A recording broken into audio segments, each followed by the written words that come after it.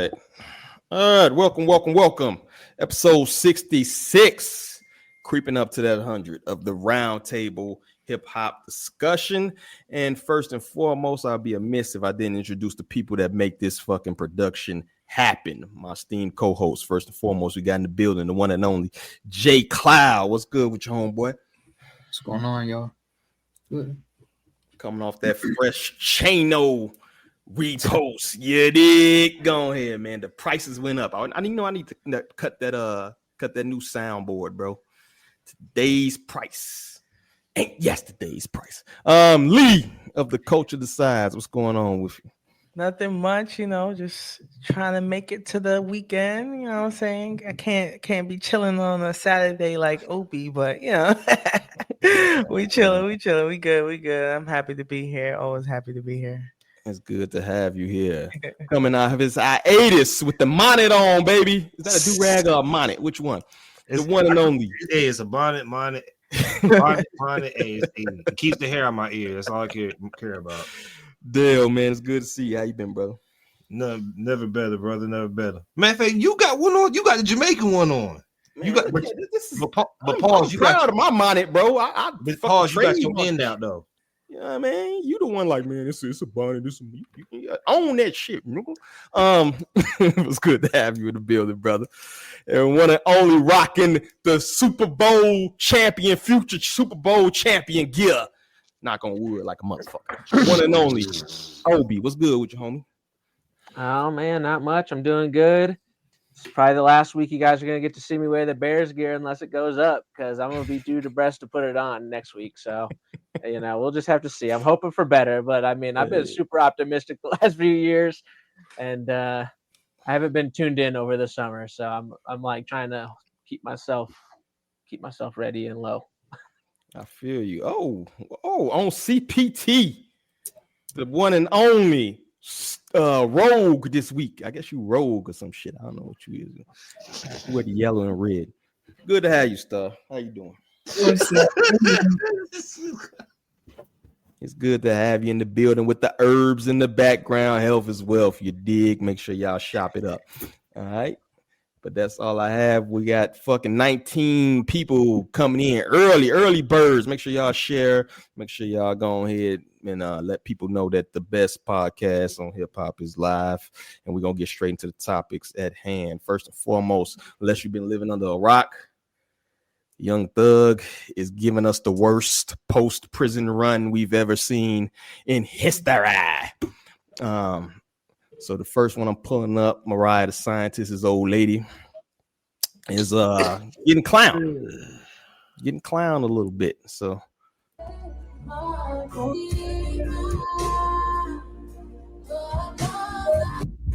you have it. And some trolly shit. Tell Thug he's a rat. You know what I'm saying? Foul. It's like he got beat up by security. Like, oh, he a rat. All right, security, get my man up out of here. Yeah, that's kind of like Lonnie did the other dude. Yeah, it's kind of some low down dirty shit. But so what do y'all think of the so first and foremost, let's break down. We kind of touched on, so I'm not gonna harp too much on it or whatever. We seeing the leaked phone calls and things of that nature now is leaking down apparently to other shit, as apparently people messing with his girl at her concert. What do y'all think about the even insinuation that he's a rat? I think somebody in the police, and I don't want to be that guy who was like conspiracy theory, but there's no way that like a simple 9-to-5 civilian got all these phone calls. Like, you didn't wake up on the day you had work and was like, I'm gonna find some thug phone calls. This has to come from the police, because this is like too crazy. All these coming out at the same time is nuts. And half of these sound like old Gucci Man. Like when Gucci Man was on Twitter, he was just typing shit. This sounds just like that in voice form. Gucci catching it straight. He ain't even did nothing. He ain't even defend himself. Bro, remember when Gucci Man was going to jail? He was like, he said, I fuck Iggy, I fuck Nicki, fuck T.I. I'm like, damn, nigga. Like, keeping all these off in like repetitive form. Like, this is crazy. But since Young Thug's like Gucci Man, we're not going to be like, this is funny. This is more like him crashing out. Which, if you were in jail for like 2 years after your man's supposedly ratted, and then everybody's liking Gunna, but still like not liking you probably go crazy too. And I don't think honestly, nobody was supposed to hear any of this. Yeah, I agree with that. Anybody else has any assessment? Did he really rat, or they just? First of all, is it a campaign too? Like, is it a campaign? Why are all these phone calls and all this other shit coming out? Y'all think? You feel me? Who is behind that shit? Right. I think that's Well, very. things can be right at the same time, right? I mean, I think there's definitely something being ran against him, and there's something's going on that's not happened to a lot of people that have gone to jail. You know, he's not the first person to talk on a phone like that. But also, is he a rat? I mean, I don't know. Maybe a little bit. He's definitely talking a little too much for these phones that we know are being recorded. So what's that? You know, you can't. That's crazy. So. Yeah. That's why I'm like confused about. I'm like, bro, you know they watching you. Like, why are you making these mistakes? And like, you were Who also would put getting this out? But who in would prison. put this out? You know what I'm That's saying? crazy. Young Thug goes off, and then they, like I said, they releasing pretty much every artist. Like this one right here, Young Thug goes off on Kendrick Lamar after Kendrick couldn't give him a feature for his album "Business Is Business." You're supposed to be a nigga blessing niggas. That's why these niggas would never be bigger than Drake ever. Let's listen to this. The only other person that gets a Kendrick versus King is Baby King, and that's like his cousin or his nephew or something. What the fuck is on Nokia? I can't hear shit. Getting all the damn verses to this nigga, man. What the heck you doing, crazy? All that fake. I ain't getting no rapper songs. Shit. I don't be liking them type nigga like that. Why? You nigga get too big. I don't want to do no feature. Why? Why you don't want to do no feature? Why wouldn't you want to do a feature for a superstar? Like he ain't like goddamn Street calling you for a song. You know? Like, yeah. You really got Lil Durk calling you for a song. Lil Baby, Thug, real superstar calling you for a song. Why wouldn't you do the song? We lit, nigga. We going number 1 too. Fuck is you thinking? You know, it's just like I don't be understanding that type of shit. Supposed to be a nigga who bless a nigga. That's why them niggas will never be bigger than Drake ever in life. Yo, the Drake glaze, I ain't gonna pace 4 minutes long, but that Drake glazing is fucking crazy, bro. Was that album before the beef or during the beef? I don't know when that shit came out. Business Is Business. That is before. It had to be before because he's been way before the beef started. Right? That makes sense. sense. Fact check. That makes sense because if because he didn't drop anything. This was 2023, and he hasn't dropped since. Okay, I think this phone call is after GNX's came out. So maybe that tweet about him. Oh yeah. The phone call seems like it might be after, but no, the album came out like in 2023. Yeah. This might fall suit of what Thug was talking about in that tweet when Like That came out, and he was like, "I'm gonna mend the bridge between these two." So I guess Kendrick was trying to get Kendrick on a song the same time as Drake, so he could like mend the bridge from jail. But obviously, Kendrick didn't want to be on it, so that probably was like, "All right, damn, nigga, I was trying to mend the bridge. Fuck that shit." I don't think that nigga trying to mean shit. But do you think it's a bit unfair? Like, let's just say, for instance, regardless, let's just skip the fact that he's dumb as fuck. You know, you're being watched and recorded all the time. Why can't nobody get this motherfucker burner? I know motherfuckers in there for like an ounce of weed who got burners. But anyway, beyond that. I saw some dudes watching a Youngboy concert the other day on FaceTime from jail. Yeah, like why you on the jail phone eating up all the minutes, bro? Like can't nobody get a Mariah can't get you a motherfucking burner in the, you know? That's what I'm saying. He was just not thinking. Like he was just yeah, it don't make no fucking sense. And where the fuck is the music? Like I said, but let's put up this Joe Budden. I think this is an interesting synopsis of it. We're not to pay Joe Budden royalties one of these days. Fuck about that. Gotcha. Appreciate it. But there are valuable lessons to learn, and I'd like to focus on a different S word other than snitch. Stock. stock as it relates to Young Thug, and it has plummeted. It is plummeted. Y'all could keep having y'all who rat and who didn't rat conversations. The Young Thug stock, hey, Atlanta, I'm not even talking about Atlanta business. He could probably still sell out State Farm every night of the week. Outside of Atlanta, he is putting on a master class in how to take a good brand and totally fuck it up. And nobody wants to say it. Did he do a first day out freestyle? He didn't do anything. He does features. He made a bunch of phone calls to tell people how he felt about Gunna. He did chatty. Started Chatty. Why all these people know how the fuck you feel about Gunna? Chatty. All you street niggas, chatty, the new street niggas. Yeah. All you fucking emotions. All right, I'm stopping there, man. There you have it. How? Where's the? You have the prices for the Young Thug stock right now. Bottom basement. What is it? Is it Tesla? Is it motherfucking Samsung? What is the? Y'all got y'all Young. Now's the time to call him and get a feature. That's for sure. Yeah. I don't know if the price is gonna get it's gonna go lower, maybe, but it ain't not by a lot. Yo, right now, analysts are saying it's a risk buy. That's all I could say. You know what I'm saying? Buy if you want, but we're going to see. It's just, I need him to shut up and just drop music. That's my only beef with him. I'm not taking away from his talent, but, he just made the wrong moves. And, yeah, the stock right now is looking like, yeah, go in and get your features if you can. Maybe it'll force him to get to the booth, but I don't even know if he knows what he want to talk about at this point. Right. I think he's on probation. We talked about that in the earlier episode when he got out. We're like, okay, what's he going to talk about? You know what I'm saying? Since he was just hit with the Rico for the lyrics. Yeah, obviously he don't give a shit. He's tweeting all slime, twin, fucking dude or rat. This dude don't get no fuck. I think that whole narrative that he has to avoid whatever. He lighting up that Twitter. Them Twitter fingers is twittering.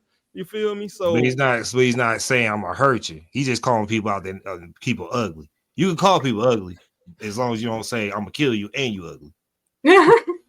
He also playing with fire because the whole Scooty, whatever the hell, the symbol is YSL just turned around. And I'm like, why would you drop a video explaining that or even agree to something like, yeah, that is what it is. Like, no, you're supposed to stray away from it, not try to make it artsy and say, look, I'm not doing it no more.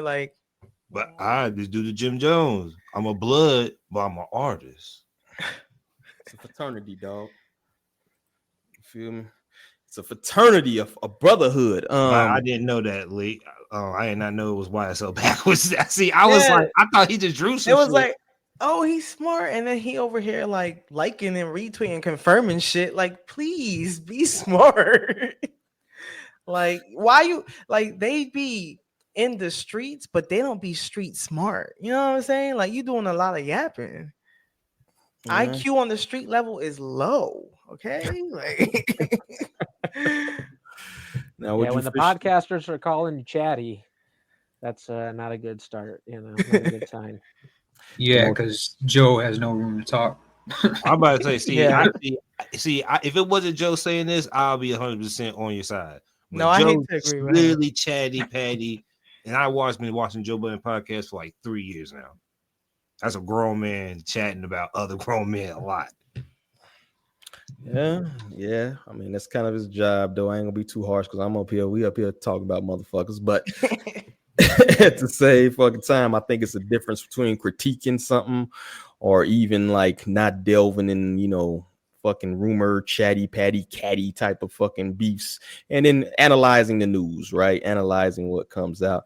I think Joe Budden kind of straddles that line sometime between analyzing or giving his opinion on something and then bash him off because you already know. I heard him talk mad shit about people he don't like he'll talk mad shit about Drake, but give Nicki a pass for some bullshit she did. You know what I'm saying? So Nicki's husband gonna shadow box in the air like last interview. That nigga was talking to Nikki. He had 3 of his goons surrounding All you gotta do is walk close to a school, and he can't even come close to you. You feel me? Just all you got to do, bro. I'm gonna do my I was podcast gonna in say. 5th grade.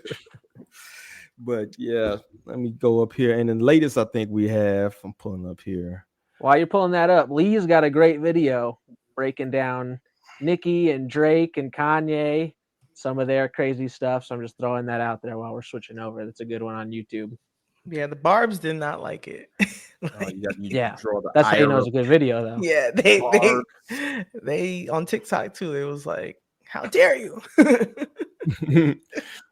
And then this is the OTF thing. So at the leak calls come out, one of the things is I think shots was fired at Dirk, and then he responds, kind of doubles down on that. All y'all new junkies in OTF just know I'm the one that sent Brian Steele, which I'm assuming is the lawyer, to help him on my dime.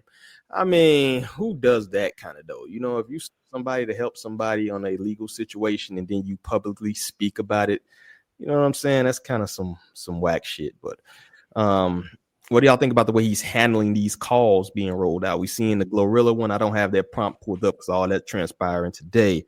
But we seeing that with all these leak calls. How do y'all think he's handling this just via Twitter? Like, you know what I'm saying? What are y'all thoughts on that shit? He'd be better off just being quiet and letting it all settle down. But his responses are making things worse, I think.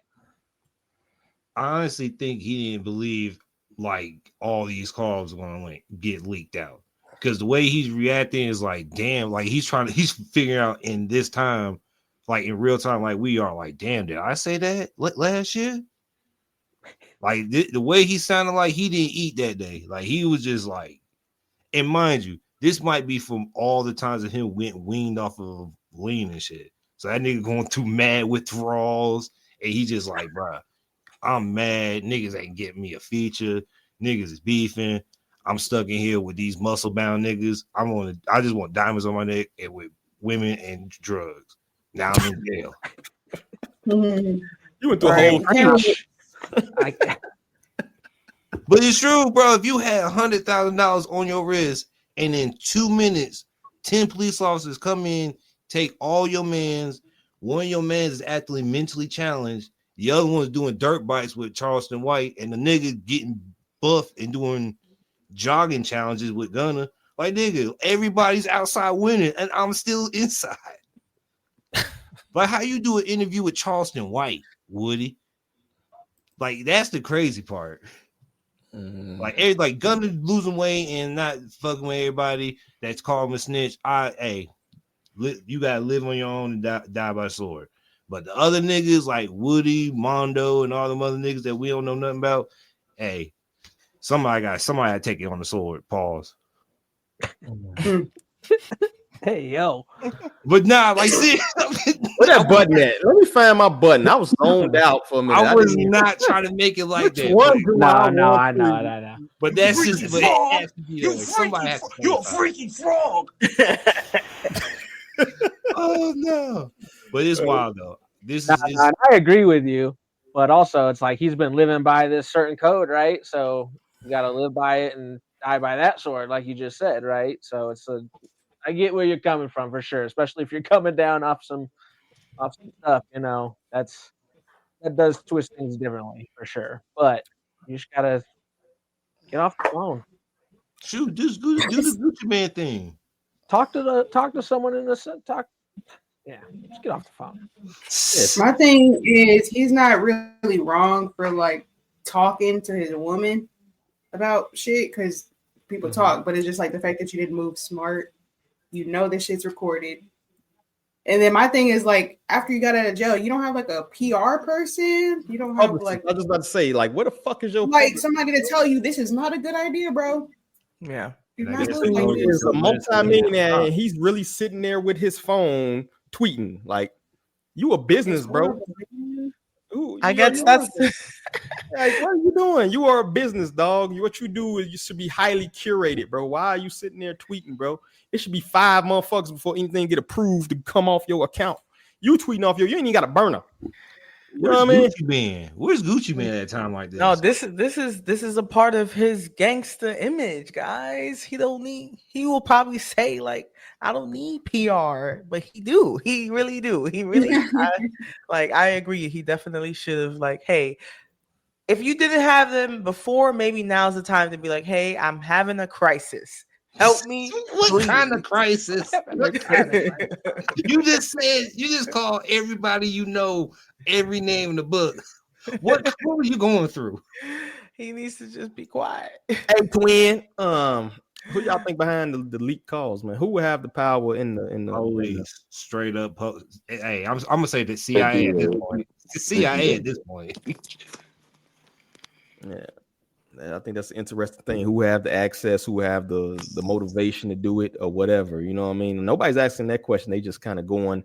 And I think Star asked it, which was interesting. You know, shout out to Star with her detective ass mind. Right. Yeah, who the fuck is leaking this shit and for what reason? You feel me? But if he just came out and made music, we wouldn't even be talking about this shit, bro. Yeah, we would. Because if you call him Gorilla Ugly, you call him Gucci Man Soft. Yeah, Glorilla, sorry. Glorilla Soft, Nick Gorilla Ugly, Gucci Man Soft, and just saying a whole bunch of things about people that you know, or just people that are like high up there, it's gonna come out. Even if you put out like a deluxe of the deluxes of albums, niggas gonna be like, hey, what was that you said about Kendrick? Like niggas is still rolling, like niggas is taking that Kendrick one line and soaring off with it. Niggas made like 10 videos off that one line. I think I don't even think he would have had bid bad with the Glorilla shit, but he started describing features. Like let's keep it real, bro. The Glorilla in 2025 ain't the same Glorilla in like 2022. That's a whole different motherfucking person. That's a build a body. Fresh teeth, fresh everything, right?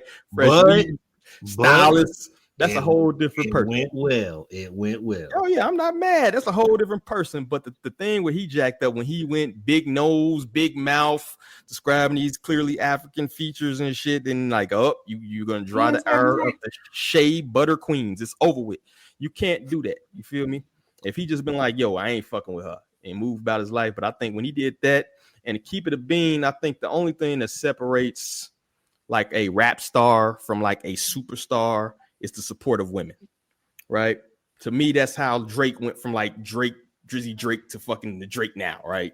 You get the women to like you can get to that next level. And I think he may have killed his like woman support with that shit. So I'm interested to see how that goes. You know what I mean? Superstar, like Jay-Z superstar, or like the untouchable superstars, right? Yeah, the top echelon of okay, rap. never mind. Okay, never mind. You know what I mean? Those people that can fill out an arena, you feel me? And I don't think if you don't have the support of women, dog, it's gonna be rough for you. You know what I mean? Basically, what happened to the baby. Mariah's catching strays too with this whole thing. I mean, she was a part of the whole call because she gonna say like, you know, they saying she looked like Rihanna. So now they're like, girl, why would you even throw that in there to egg him on? Like, yo, why'd you say? She set him up, bruh. She set him up. God, no.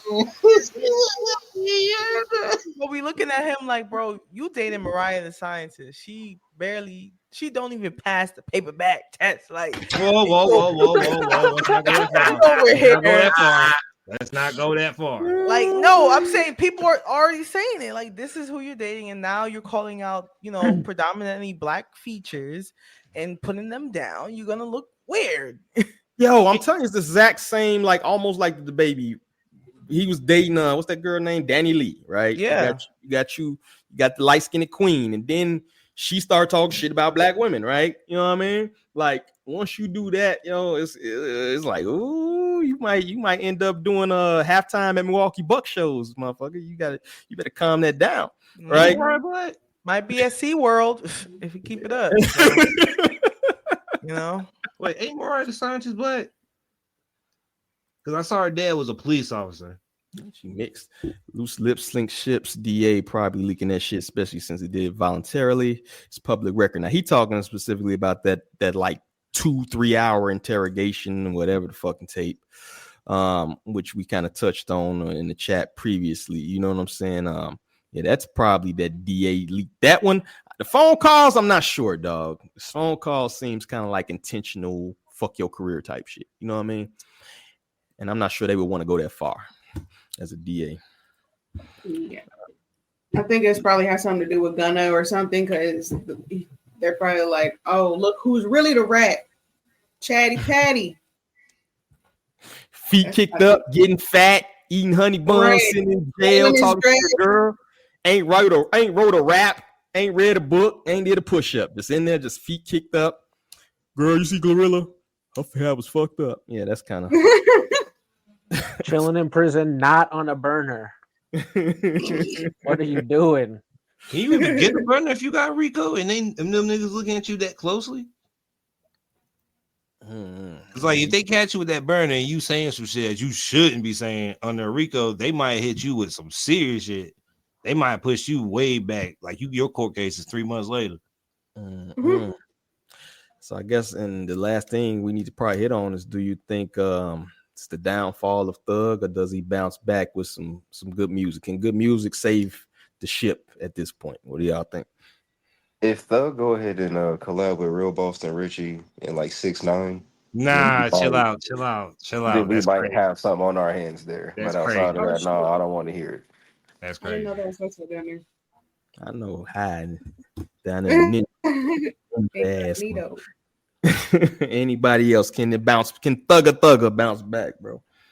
I mean, if Gucci Man bounced back from all them tweets, I think he can. But we expected that out of Gucci, though. We did not expect this out of Thug. Did Gucci really bounce back, bro? Did Gucci really bounce back? Is Gucci of now the same Gucci? Yeah, Gucci Man bounced back. Before he went to jail, he came out skinny. Everybody thought he was a clone. He started doing funny shit, and the music was still good. Thug, even though he has to fight the snitch allegations, as long as you make good music and like not say anything else stupid, you should be fine. But who is he making good music with, though?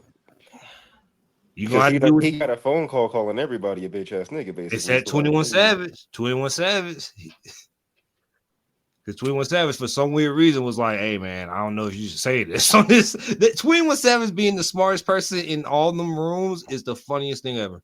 Oh, 100%. I don't see 21 making no music with him though, because he still got a street nigga image. He got to uphold too. Man, 21 ain't been a street nigga since Tea and Crumpets, since he found out he was like ever since we found out that nigga was like his name was like some French delegate shit. Nigga was like, oh, 21 Savage is like a French villain. I think his name is French too. That's another thing. Like, nigga, I'm not gonna be scared of a nigga. Oh, I'm a up dipole on sir. Like, nigga, go.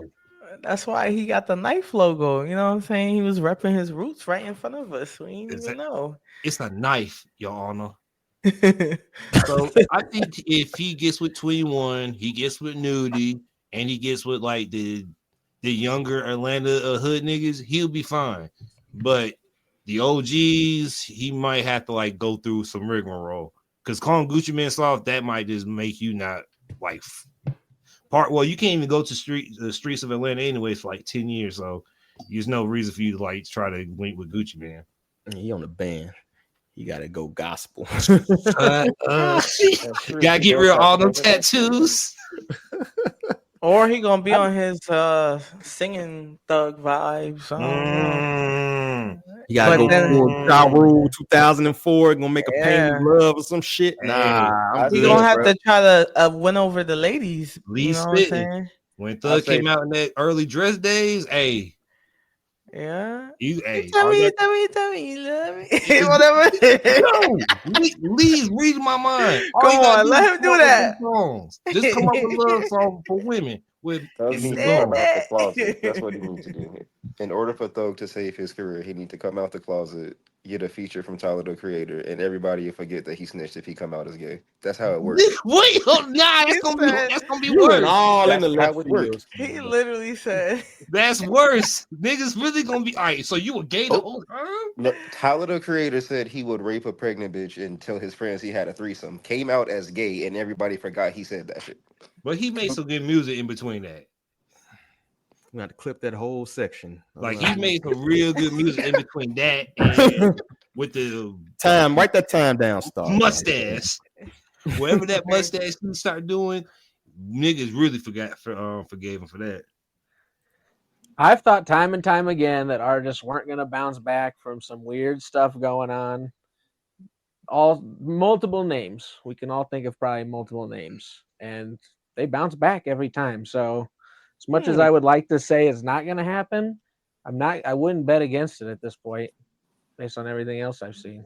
Ja Rule at the house right now, shaking his fist. The baby ain't come back. The baby's out of here, right? Chris Brown doing backflips in the sky. I mean, that's Chris Brown, bro. Nigga, nah. New age Nigga, Michael nah. Jackson, dog. There's no way you thought Chris Brown was gonna have a career after that finesse, though. He was like 20 years old. Yeah, I thought he was gonna bounce back after that. Yo. We would have forgot about it by now, because Rihanna don't talk about it no more. He don't talk about it no more. The women don't care no more. They paying $1,000. Don't say that. Don't say that, D. Don't say that. Women.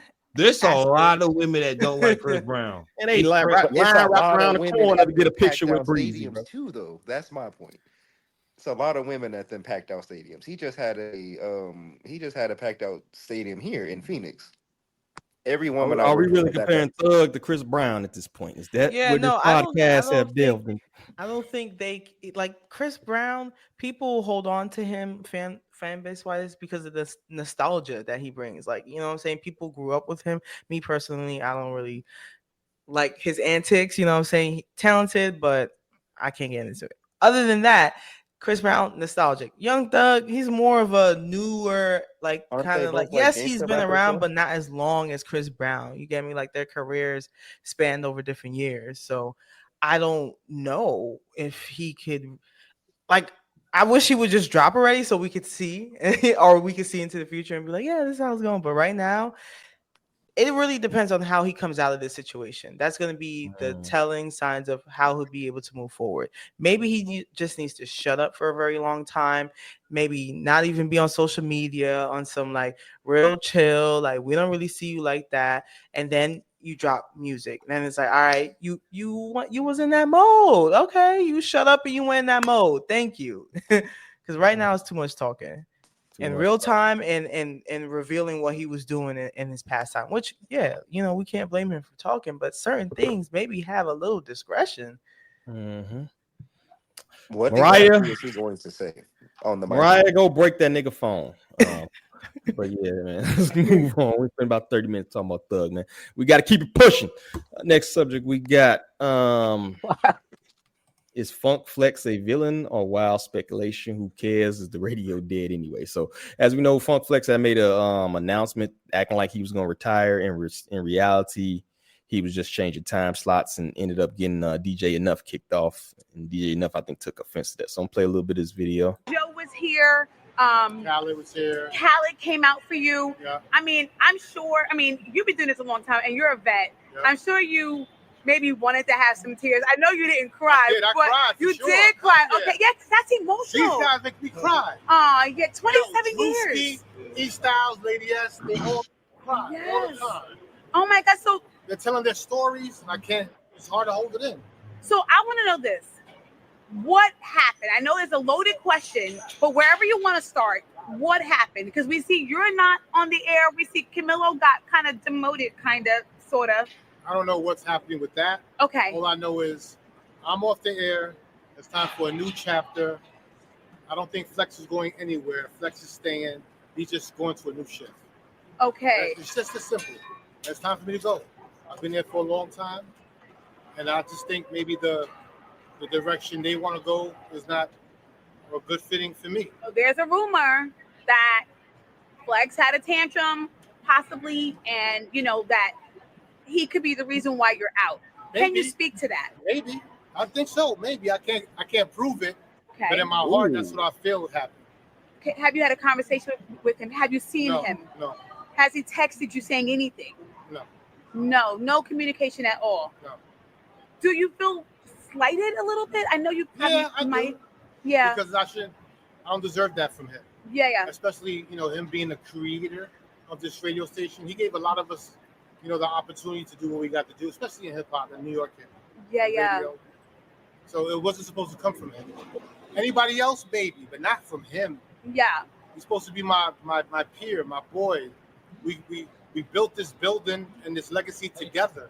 were you guys cool? Yeah, of course we were. So there's no rift. It wasn't supposed to be no rift. Right. So I don't understand where it came from. That's the unclarity that I don't understand.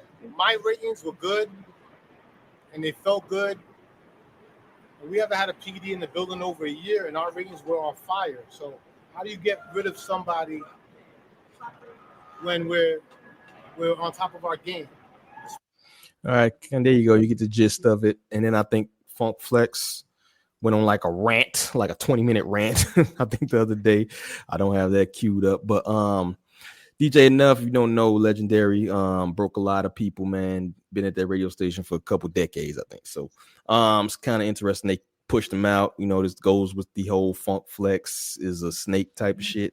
So what do y'all think about that? If you know anything about DJ Nuff, you know what I'm saying? Do you want to chime in? And is that kind of a bold move? Or is he kind of playing into the hype? So because she's kind of adding loaded questions because they can't say that he for sure got him pushed out that slot, but that's the speculation. You know what I'm saying? So what do y'all think? Are they trying to?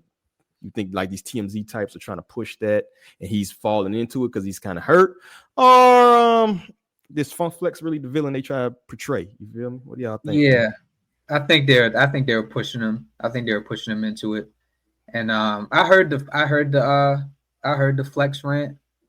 And you know, I will say one thing. You know, people don't fuck with Flex, but he's one of those guys that if he had him off the station, if he had him push off the station, he would have said some shit like, you know, you just weren't getting the job done. You know, you weren't a good fit for the station anymore. That time came and you had to go. Like, he's the type of person that would get on air and say that shit. But it was really the complete opposite. Like, no, I didn't get you, I didn't get you pushed out of there, but I know who did. Ebro or might be Ebro. Yeah. Well, he's got issues up there as well. So it's like, cause he's starting to like move over to Apple.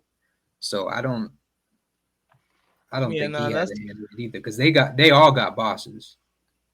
I think that's a good point. Funk Flex is very much loud about his opinion, but you know, we gonna see what he's saying. I haven't seen this video yet, so we gonna see what he's saying. Oh yeah, so this is a little clip of him applying. This is part of that 20-minute rant. I'm not even probably gonna play the whole 5 minutes because it's straight to the point. But since we're using the word brotherhood, then we get to he moves to another slot. Miraculously, in some way, somebody steps on him up there. Your own team is supposed to help you with your show, not take it from you with a smile or tell you thanks for passing the torch in your face. That's not what we do up here. So, back to my brother, who I love. TMZ could never twist me up to flip on my guy. I love him to death. Y'all could change words, do words, whatever. And you other two, snake number one, snake number two, hiding so far in the cut. So far. So far. Deep in that grass. Who want those shows? Sometimes people never have any intent to help you. Sometimes people have intent to help you into the grave. Or use you. All right. There we go. He kind of threw out some subliminal Snake 1 and Snake 2. So he is mentioning some couple people who supposedly had a hand in getting them bump out of there. I wonder, we could speculate who that is or whatever. But he's, like you said, he's not saying he had anything to do with getting up out of there. He says, my question is, y'all like 50-year-old men, bro. Why y'all fucking just don't talk about the shit? You feel me? Like, who wants to tell your mans, yo, you ain't hitting like you used to. You gotta go. Like, if you've been like that guy for years and you've been just as important as me, then yeah, it's probably hard to have the conversation saying you ain't hot no more. Yeah. He didn't say he wasn't hot. He just said he got pushed out by two snakes. You feel me? That's kind of what he's insinuating, that somebody did push him out. But Apparently his ratings was good. What you about to say? Sorry to cut you off there, OB, bro. Oh no, you're all good. I was just gonna say, normally I've heard a lot of bad stories about Flex, and I would probably say, like, normally seeing this video, even that maybe he's just kind of saying whatever to cover himself. It's kind of hard to say because of so many stories I've heard. But that said, other people are getting fired from Hot 97. I even heard the other day that like Peter Rosenberg was saying he wouldn't be surprised if he's gone in the next 2 weeks. Like, kind of sounds like they're clearing house over there and getting rid of a bunch of people. So on that end, it might not be Flex pushing all that, Yeah, because let me tell you something. Flex is not somebody who cares about covering his tracks. The perception of him is the last thing on his mind. Yeah. So. Well, I think that's a good segue into kind of the second half of what I want to ask y'all. This is just a symptom of the radio dying? You know what I'm saying? I know Hot 97 is the mecca, apparently, of New York radio, and New York's supposed to be one to break records. That may not have been true for quite a while, to be honest with you. Is this just a symptom of the the streaming services taking over, these podcasters taking over, the streamers taking over? Is that part of that? I think it's a symptom of what's been going on in the workforce, period, like across media and entertainment, which, outside of my podcast job, that's where I work. They've been doing layoffs across every media entity, like ones that have been successful. Like, if you pay attention to like that type of like news, like every single media and entertainment type of job have been doing layoffs. And it was an NPR the other day. They had to do layoffs as well. And Tiny Desk had to confirm, like, no, we're good. Just this other side of the business. Like, it's just whether it's radio, whether it's people that's publishing articles, and it's not just media related, and it's like, other things related. That's just what's going on. Like, even outside of media, healthcare, a lot of places, that's just what it is. These companies, the people that are high up in the rooms, higher than Funk Flex and DJ Nuff, they're the ones that's making the cuts. They're like, hey, we need cost saving cuts, and we need to make it seem like we are a profitable business for the next quarter. You know what I'm saying? Q4 is around the corner, so this is typically what happens. Every quarter comes up, they cut people. So that's just a symptom of what's going on. Radio, I mean, yeah, people are streaming more. To answer that directly, I do think that that's also probably why they are making decisions like that. Like, well, hey, guys, we don't need that many streams. They're gonna knock them off and probably put podcasts in those slots. Who knows? Like, yeah, no, I mean, for me, that's definitely a big part of it. From what I would say, right? Like, is a lot of those people at Hot 97, like, they kind of gotten in that point where they're just coasting and chilling. I know a couple of people up there that maybe listen to like 10 new albums a year, which is why sometimes I've even asked the question on Twitter, like, how much new music or how much like do you have to be consuming stuff from artists and being in tune with what's actually going on to like be in hip hop, kind of? Because if you're only hearing maybe 10 albums a year, like, you're not in the know, right? I don't know. They're not breaking artists anymore. And you're a DJ on Hot 97. Or, a personality. You're a big person up there. But you're not in touch at all.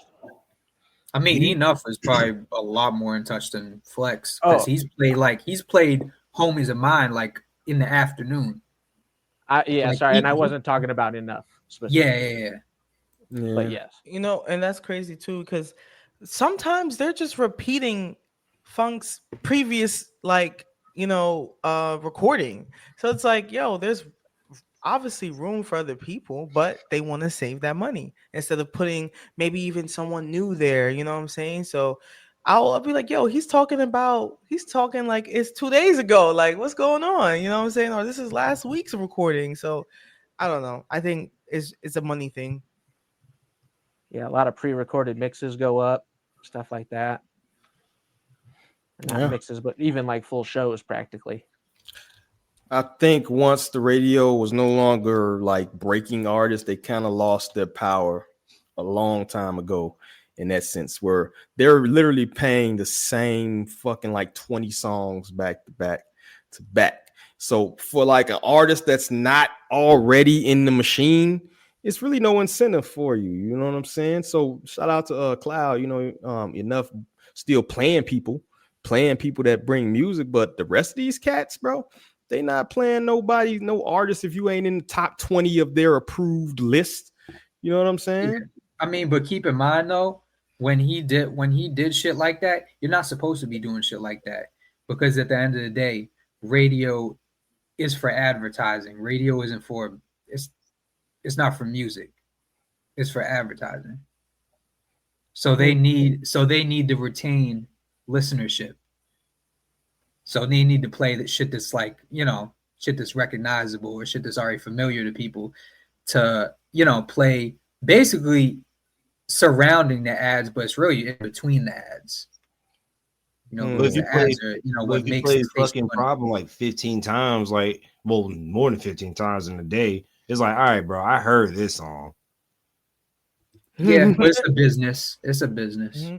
And I think in their heads, they're like, we're hoping to catch a new wave of audience every, how often they play that song? Every hour or so, you know what I'm saying? So they're like, all right, this is a hot hitting song. We're going to catch the next wave of people that's maybe commuting and listening to the radio, driving or whatever the case is. And let's put in that ad there. Like, and it's very much true. It's an advertising service, which is why they're also being impacted by the layoffs there too, because if you're not making ad dollars, people not buying the ad slots, you're not retaining, good metrics. They don't want to buy anymore, and that's how it's gonna die out. Yeah, and Hot's in a really weird position, right, where they kind of like claim to be, if I'm not messing their slogan up too bad, like the home of hip hop or where hip hop lives. It's something like that they say, right?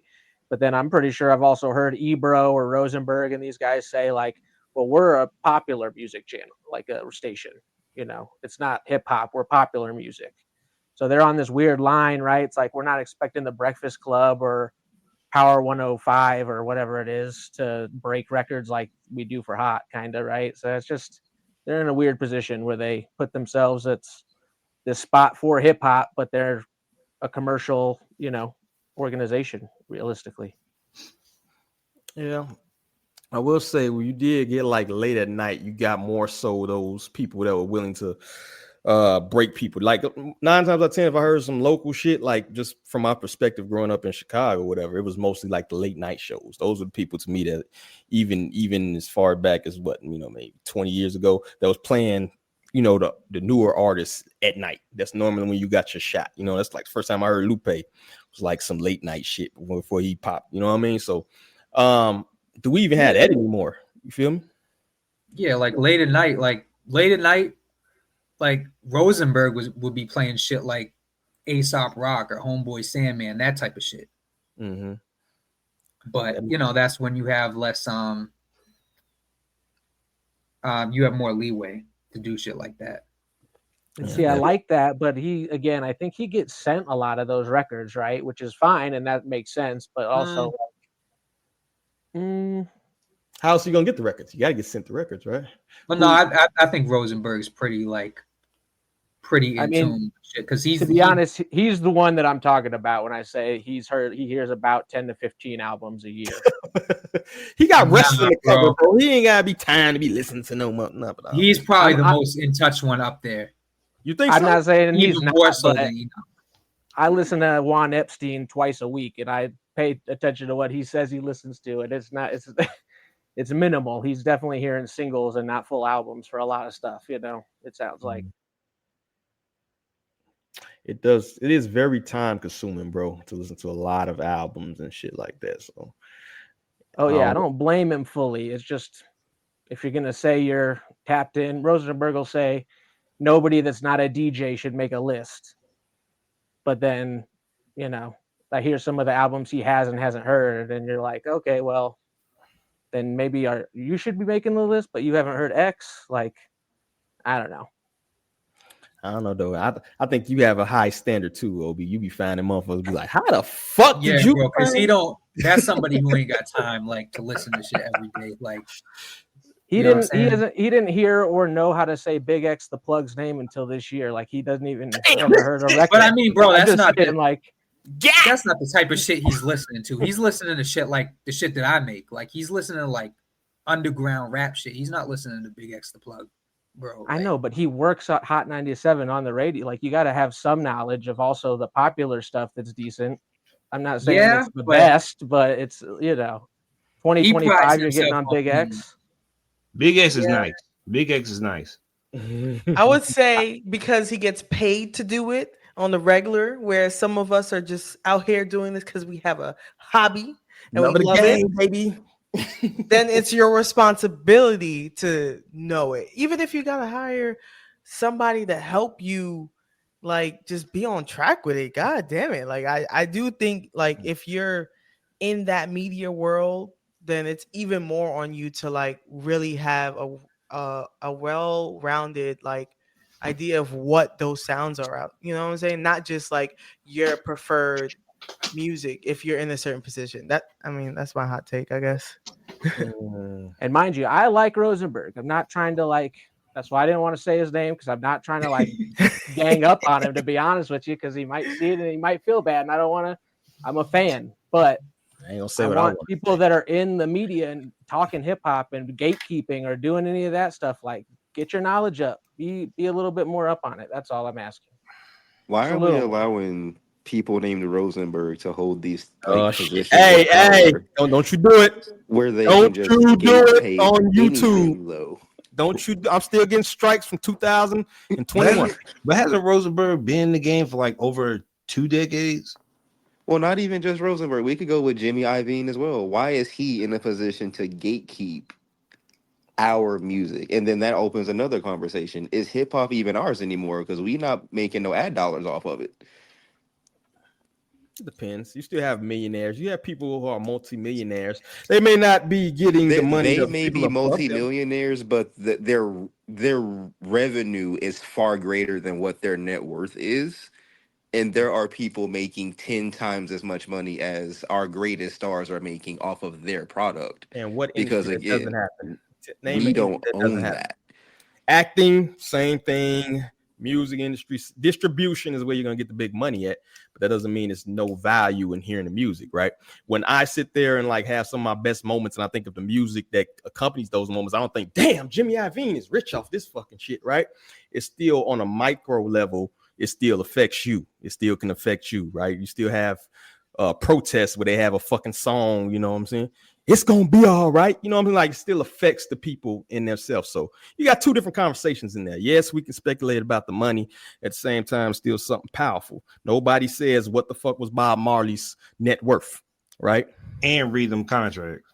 Hey, listen, man. At the end of the day, if Rosenberg and Charlemagne were hanging over a fucking volcano, I'm saving Rosenberg. I'm dropping that bald nigga in the fucking lava. Hey, nah, I gotta say, Charlemagne had too many good moments. Sorry, man. Charlemagne told so far in his face. I'm with Cloud. Dog. That ain't it. Rosenberg 100% for sure. Yeah, I'm with D. Leaving them, going home, leaving. Yeah, hey, that's between y'all. I'm Charles. That's between y'all, bro. Figure it out. You gotta say a name. That nigga is way more damaging to everything. So Charlemagne is absolutely, man. Charlemain annoying, but I wouldn't say he's damaging. Is he stopping artists from breaking? I would think so. I mean, is he stopping anybody from getting in the music industry? I don't think Charlemagne has that power. You think so? He's just an at the Breakfast Club, maybe, but not anywhere. Well, I mean, he's high up at iHeart. Don't get it twisted. I was about to say that. Yeah, don't get it twisted. He has power beyond Breakfast Club. Yeah, because you can't go to Hot Nights. You can't probably go to any New York place to interview. He's gonna be like, "Hey, man, it's Charlemagne. Don't interview BX." Yeah, Charlemagne has equity out here. Yeah, and that's like you piss him off. He probably get blackballed, but I don't think he's making or breaking anybody. I don't think that's interview based, but not like you can't perform in New York. He ain't saying you can't come in my city. Yeah. Which is from South Carolina, so you can't say that's from my city. Monk's Corner, the worst part of fucking. You'll never play. Whoa! I seen worse in South Carolina. I seen worse. South Kakalaki. All right, let's keep it moving, man. Any last thoughts on that joint? That was a good discussion, man. I like that shit. Stove God Cooks. We're gonna keep it quick with this one. Finally speaks on the situation. Rock Nation, Shady Records, blah blah blah. Let's play this real quick. Maybe these are rumors. They act like they're not listening, but they listening. They all start calling me and they say, well, Stove God was approached by, maybe these are rumors. They I think Hove and them approached them, Eminem. Everybody try to sign you at some point, but you on like a contract that is like hard to, explain that to me, man. Game was disgusting. Say that again for the guys down the block. The game was disgusting. You don't know it. That's just like everything else. You don't know until you know. I'm not going. Like I said, you don't miss your moment. I do this very well. I do some other shit very well. I'm not. If I ain't comfortable, we ain't going. So yeah, I done got some calls from. I ain't never got the call straight from Hove, but close to it. Yeah. Shady. Yeah. Everybody know reached out.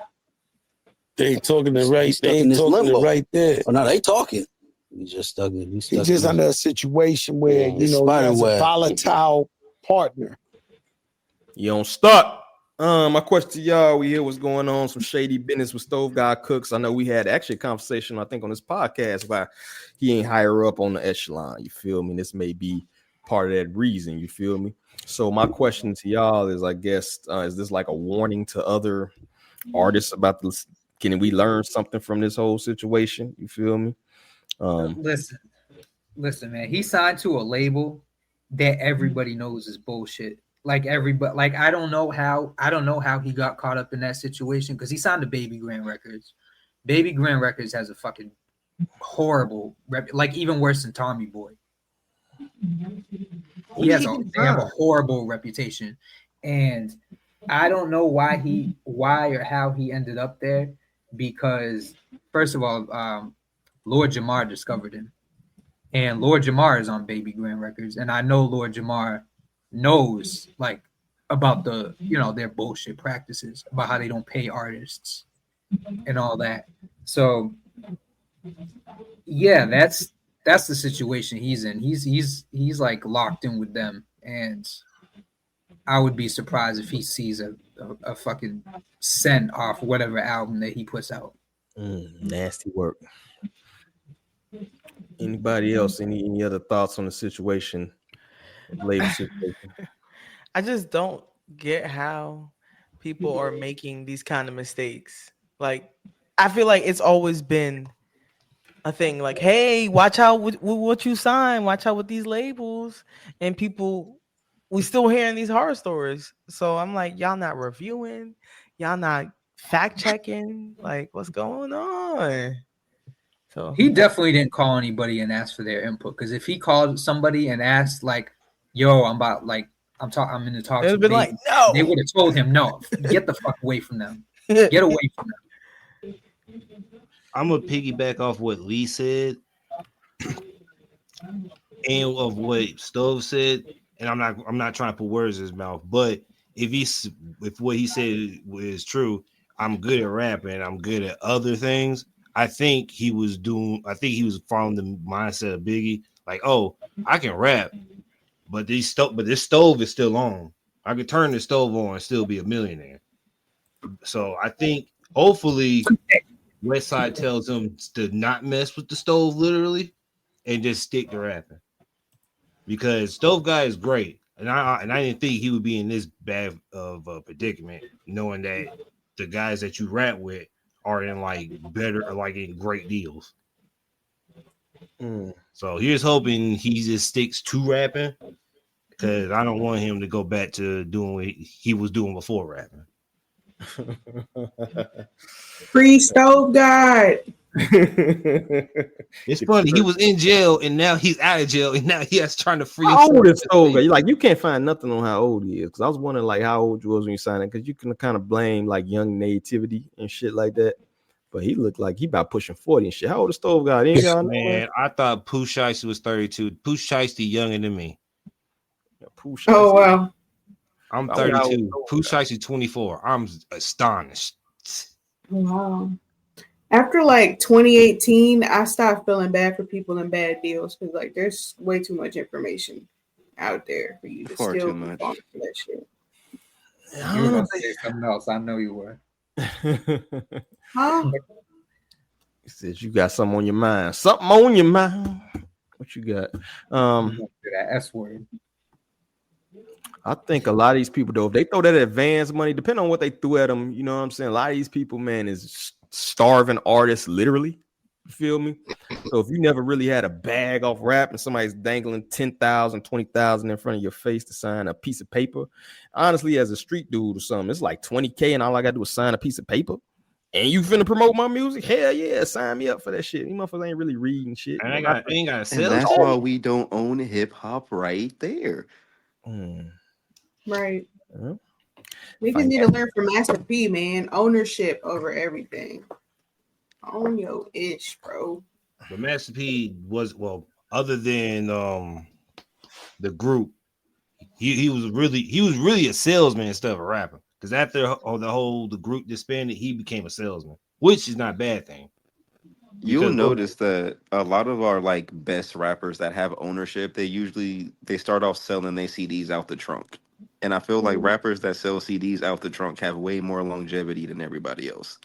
In 2025, who the hell is selling CDs out the motherfucking trunk? That's how a lot of these guys started. Larry June Yeah, in selling CDs out the trunk. Master nine- P selling CDs out the Yeah, in YTB Fat 1999, selling CDs out the trunk. Cars don't even have CD players no more. Exactly. I haven't seen a CD since 2012.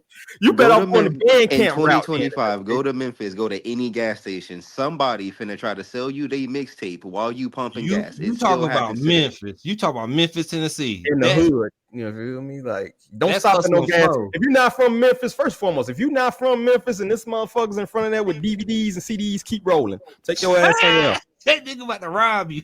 You feel me? Blank. Don't do it. They say check it out. Don't check it out. I think that's terrible advice for some of these people. Don't check it out.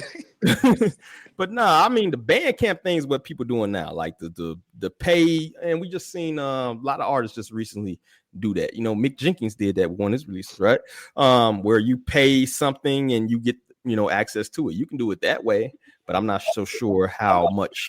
Honestly, streaming has killed a lot of shit of avenues to be able to independently do shit, bro. I hate to say it like that, but it's the truth, man. Like if you want to break to a certain level, you kind of got to deal with these streaming platforms. You feel me?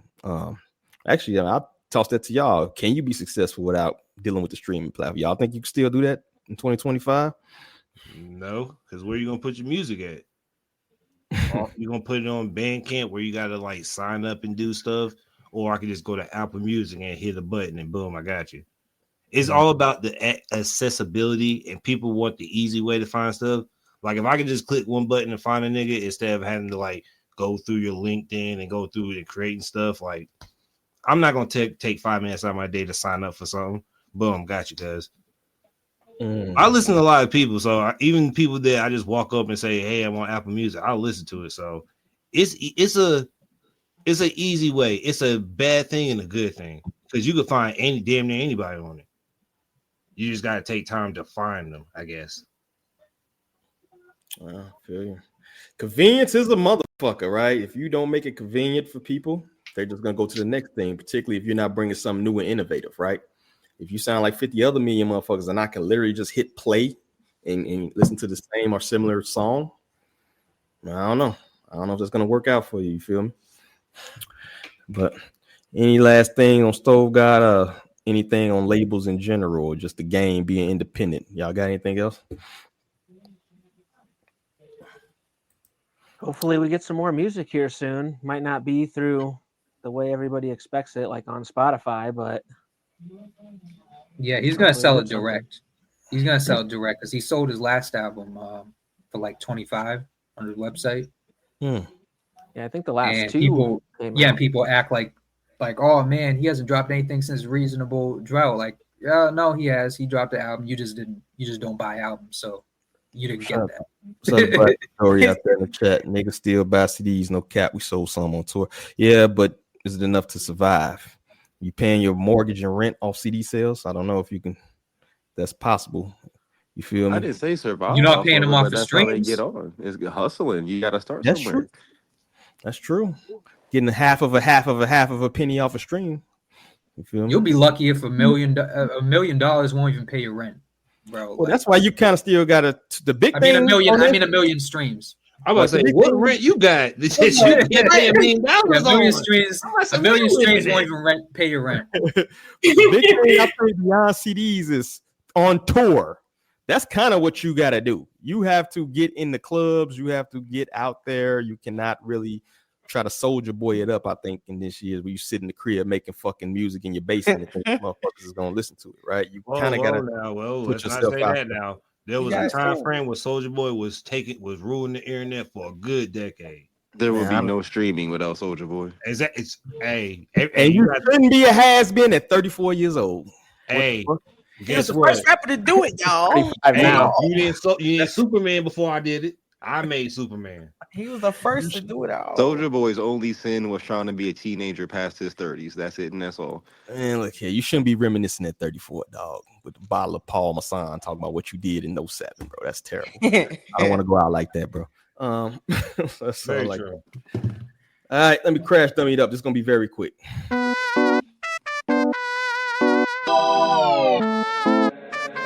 Hey, Dad.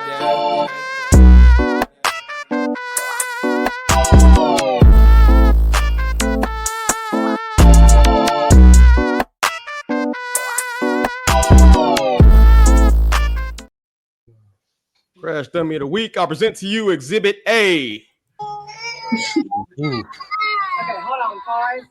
This is what we're not doing. So every time that he does this, I'm gonna record it. That's not okay.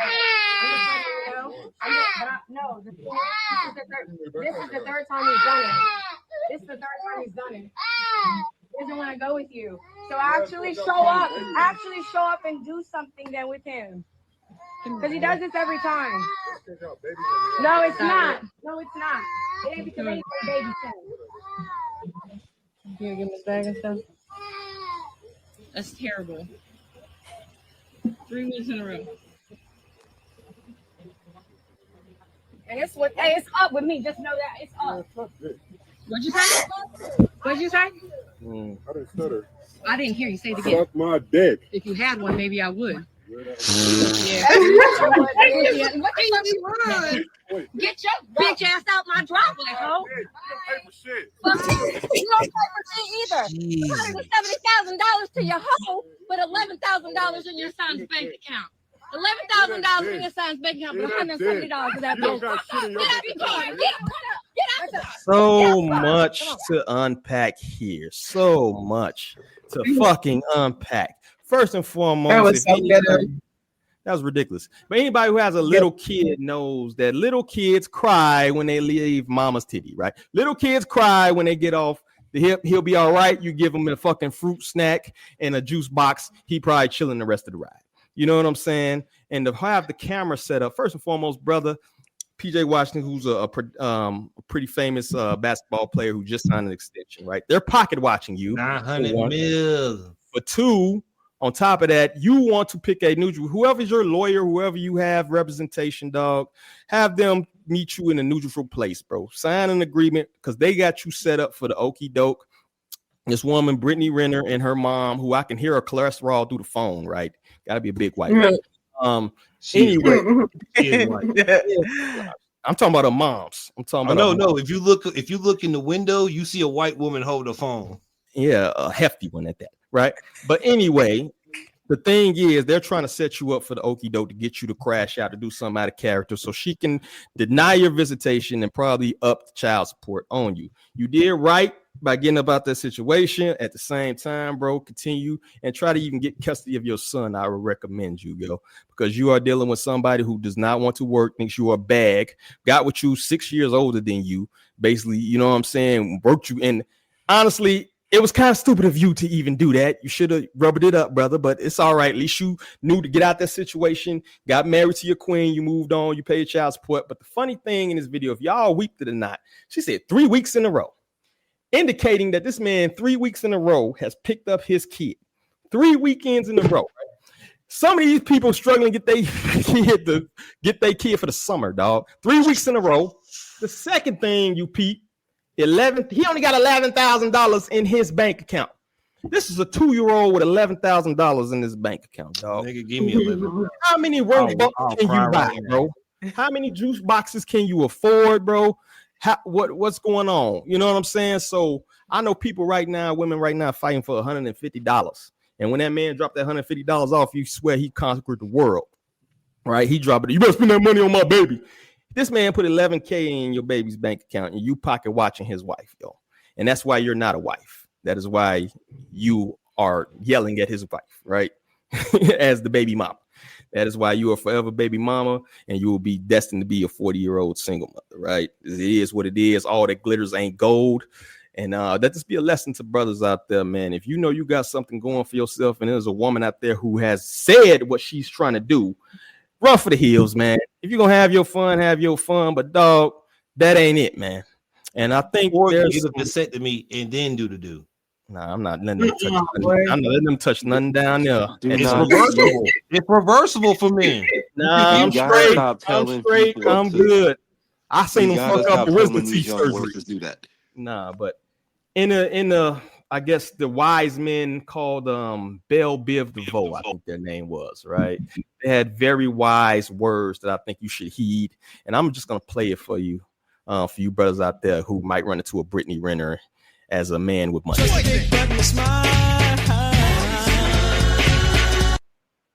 Don't trust the big butt in a smile. Okay, run for the hills, brothers. But Brittany Renner, you take the crash dummy of the week. So take your car crash. You're asking a lot from me. You're asking a lot. So y'all ready? Big butts are y'all family for. I'll stop eating pork. I'll start eating pork before I do that. There's a reason that bad bitches are called bad bitches and not good women. And we have to tell people that, hey, sexual discipline gonna save your life, because wrapping it up is not a good idea. You should not have sex with that woman. Don't touch her. You shouldn't even deal with it. Don't even talk to her. You don't even. She's gorgeous. I give her that. But so what? I mean, Brittany just like she was Kevin Gates. Kevin Gates turned her into a Muslim and some more stuff. Religion could not save this woman. It's a done deal. Yeah, bro. She was a Muslim for 2 weeks, dog. You got to look at a succubus, call it what it is, and walk off. Because I can't feel, just like bad deals, I can't feel bad for these niggas, and they have bad baby mamas now. It's been too many occasions. We've seen it too many times. Right. Like, oh man, this young boy, all this money, he had sex with the wrong woman. Like, no. She got him because he was stupid. Stop being stupid. Education gonna save your life. But and Hotep's right. But depending what city you're from, Brittany Renner might be Queen Elizabeth in your eyes. Nah, to keep it real with you, bro. Okay, so we need to teach these young boys what to value in women, because Brittany Renner ain't got nothing valuable. We ain't got to teach them shit. He has two parents. But the thing about PJ Washington, bro, he has two parents who are together to this day who are college educated and athletes, right? If they couldn't teach you, how the fuck anybody else gonna teach you, right? But at the same fucking time, you know what I'm saying? He went to prep school. He didn't see a Brittany Renner coming, dog. You know what I'm saying? He did. He didn't I feel like somebody told him. Shit. Somebody told people him. Getting robbed right now because they are square and they with the wrong woman, bro. You know what I mean? Date within your class, bro. That's we got Blueface on camera telling DDG about his entire next 18 years of his life. Somebody told PJ Washington something, but he didn't care because he was on strong at the moment. He That's he it, no that's match all. for Brittany Renner, dog. PJ Washington Yes. prep school. PJ Washington was no match for Brittany Renner. That's why you need your circle and your family to kind of. You seen what's that football? Jaden Daniels when his mom snatched him about that stands and shit when that old girl tried to Nah, sing. that's doing too much. You need that shit. You 20 years old with $1 million. You need that shit, bro. But the girl beside has 20 million too. Nah, I don't know about that, bro. I don't know if Juju got 20.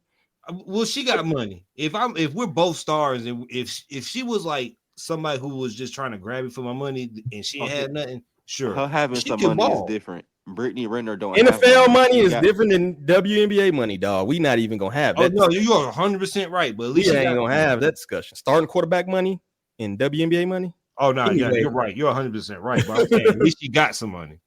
Okay, it was common knowledge that Brittany is ran through, so he just And this has wanted been 10 to. years now. He wanted It to ain't be like nosy. she just came out. Yeah, Brittany he wanted Renner to be been known nosy, for and that's that. his problem. That's his problem. That's his problem. All right, we shade rooming it up out here. Let's listen to some music, man.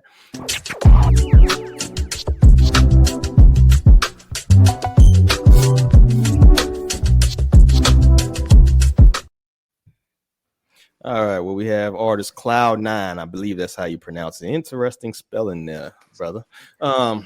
With his song Mistakes. So make sure you mute your mic. Hopefully this comes through not distorted, but let's see what we got.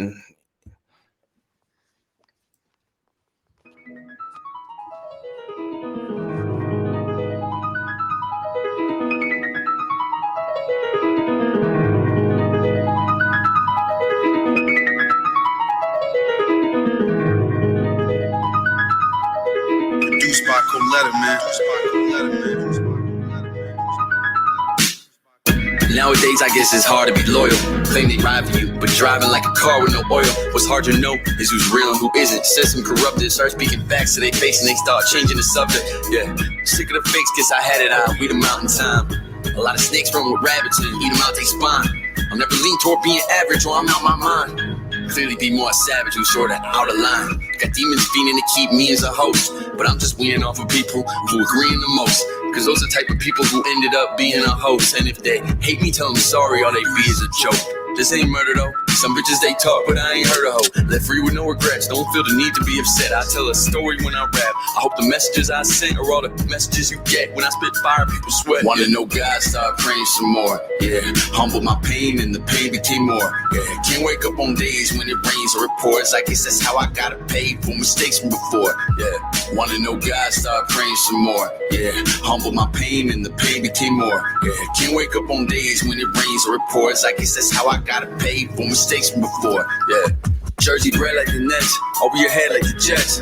Took so many losses, how the hell I progressed? Bunch of frauds who stalk me, can't ever get off me obsessed. That's what life really turned into when you off the check.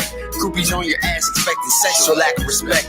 But watch them dissipate soon as they see you in debt. I spend a lot of time alone just to alleviate stress. I only travel just to see how this shit be on the west. Yeah, sorry for the problems I caused to all parties involved. I hope one day we can make peace and evolve. Whatever issues, let them cease and dissolve. Don't feel the need to be solved. Can't recreate what we love when it's too late and it's gone. Ay.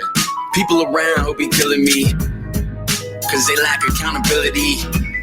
They act like they really fulfilling me till I hit them 1, 2, 3 times like a trilogy. Wanna know God, start praying some more. Yeah, humble my pain and the pain became more. Yeah, can't wake up on days when it rains or it pours. I guess that's how I gotta pay for mistakes from before. Yeah, wanna know God, start praying some more. Yeah, humble my pain and the pain became more. Yeah, can't wake up on days when it rains or it pours. I guess that's how I gotta pay for mistakes from before. Yeah.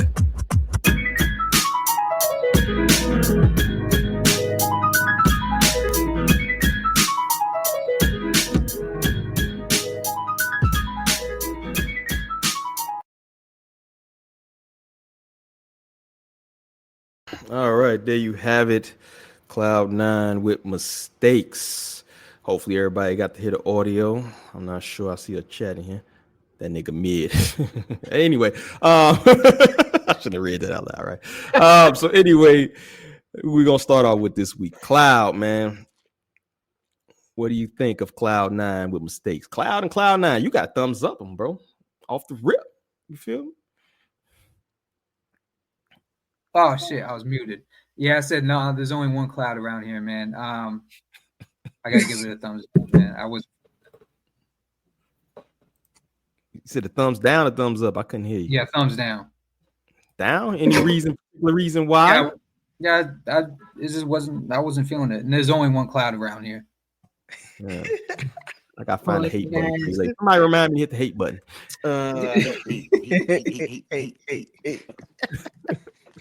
All right, leave you up. What do you think?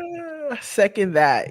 Who's this new cloud around here? But it's just not for me. Like, I tried. I listened to it before.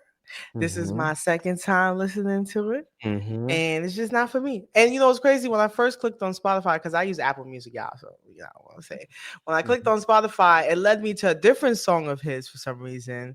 And when I played it, I was like, "What the fuck is this? This can't be the song they told me to listen to." So I went back and then I found the right one, and then I still was like, It's like the flow, the cadence. It just the beat. It's not blending well for me. I feel like he maybe needs to try something different. It just feels like he was forcing a lot, and I don't know. It's not my take. Is he talented? Does he probably have a better song out there? Yeah, but not my cup of tea. So it's a thumbs down. I feel like Okay, respectable. Respect that. Just not your cup of tea. Me. It's like my third time listening to this shit, right? What do I want to say here? It's not bad. It's not something I would particularly listen to. I can hear that there's talent. I listen to a couple of other shit. There is some talent there. I would say, like, he's not bad at making music or whatever. But like you said, this is not particularly my cup of tea as far as a song. But I could see how somebody might like this. And in the effort of just kind of fucking being devil's advocate, I'll thumbs up the shit. God. You're a Black Story because Black Story loves this shit. No, he don't. I'm finna bring up Black Story right now. This bag. Because since Dale had to drop out real quick, actually, and before we even get to OB, bro, I'm finna bring up Black Shadori. Is you there? You ready? Because I'm finna bring you up, homeboy. Is you ready? Let me see. You can hear me, Black? You might not have his shit on.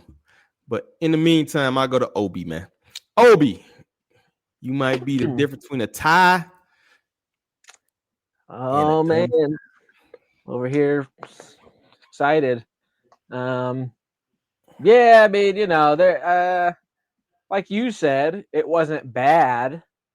But a middle for me is these days, it leans more towards a thumbs down, just because I do hear a lot of stuff, and it just middle stuff. Cloud said last week, I think it's just it almost is worse than bad sometimes. Not to say that, but again, not to harsh on this.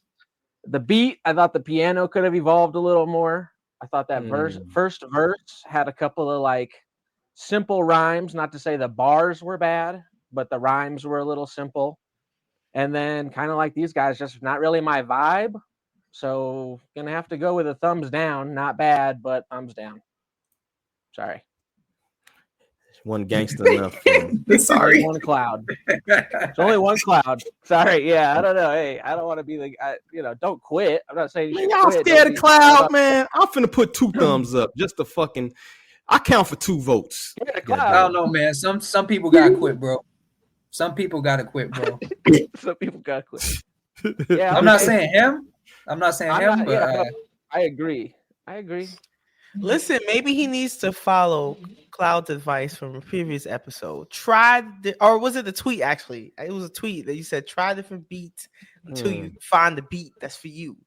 I don't really want to hear him on any beats. He said, no. I just don't like him. That wasn't for him. He said that wasn't for him. I almost forgot. Here you go. Oh, man. Hey.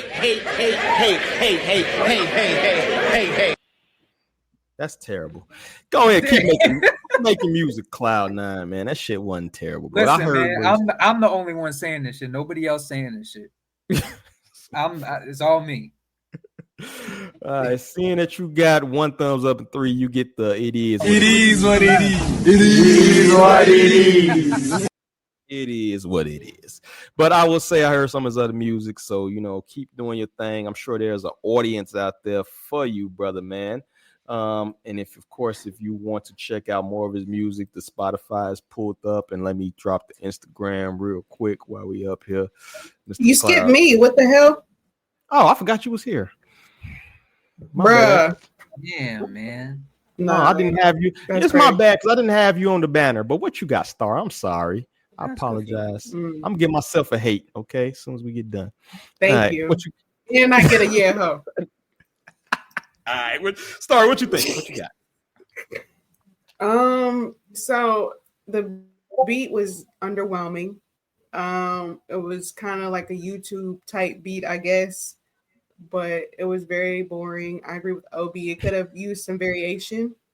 As far as like lyrical content, I mean, I appreciate that. At least it was like some inspirational type stuff. I appreciate that about it. I would say his flow was boring.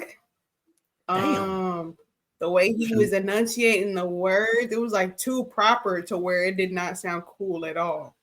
It's like a school teacher trying to rap or something. Like I didn't. I think he kind of looks like a school teacher. He might be a math. He does. He trigonometry or some shit. Maybe He might need to get in like that G-Easy lane or like something like that, right? Like some Macklemore type maybe, shit. but yeah, exactly. It's still whack though. It's still Stuff whack. that's not for me. I mean, but there's a market for that kind of whack though, I guess. I mean, sorry to call you whack, man, but shout out I Jersey, appreciate the though. inspiration. I appreciate the inspiration. You should have left you out. Damn, you fucked up the confidence. Yeah, You know what? I changed my mind. That shit fire. That shit fire. That's my shit. This my shit, man. This beat is crazy. I changed my mind. Whatever. Get some Only one cloud cloud beats, can exist. This you is know, like it might fucking be Highlander alright. type. He can be cloud number 2. He never cloud number 1. He never cloud number 1. Change that 9 to a He's 2. from Jersey, from the East Coast, dog. It's one of your people right here. Jersey, New Jersey up. Cloud9 though. If you like what you hear, man, his info is right here. The Instagram is pulled up. Keep doing your thing, and teaching fucking algebra on the side, brother, man. That's how you an asshole, man. Bro, how did you find him, D? Man, I plug in certain artists and then like it just recommends people. So just if I don't get somebody that contacts me directly, if I contact them or something, I just pick a motherfucker out of hat. So I like to mix it This up. is like somebody I'm you gonna find contact when you us do. after this week. Yeah, this is the type of artist you find when you do hashtag independent artist, hashtag rapper. Oh, it gets worse. Have you delved into the independent? It's been worse. It's been worse on here. Yeah, I know. It's been much worse. I will give him that. He's not the worst. Nah, not even close, bro. Not even close. All right, so let's get ready. It's Black Shaduri in here, man. You here because you up, homeboy. We might have to come back to his joint. All right. Let's go into the Lupe Kendrick thingamajigam.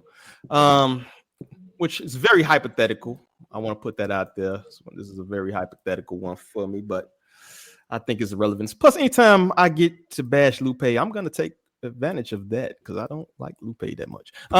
Lupe hates Kendrick because he spent his whole life studying wushu on the Yangtze River, but everybody calls that nigga Kung Fu Kenny. So that goes off the original tweet, which says Lupe saying Logic was a better rapper than Kendrick, and that nigga literally bit the entire Good Kid, Mad City concept for his debut album. You cannot make this up. So at a certain point, Lupe said Logic was better rapper than Kendrick. I guess you can analyze that if you want to, but a lot of people are saying that may be because of, Kendrick kind of stole his lane. If you're looking at conscious rappers, right? Lupe was kind of one of the original in that fold, one of the original backpackers, I would say, right?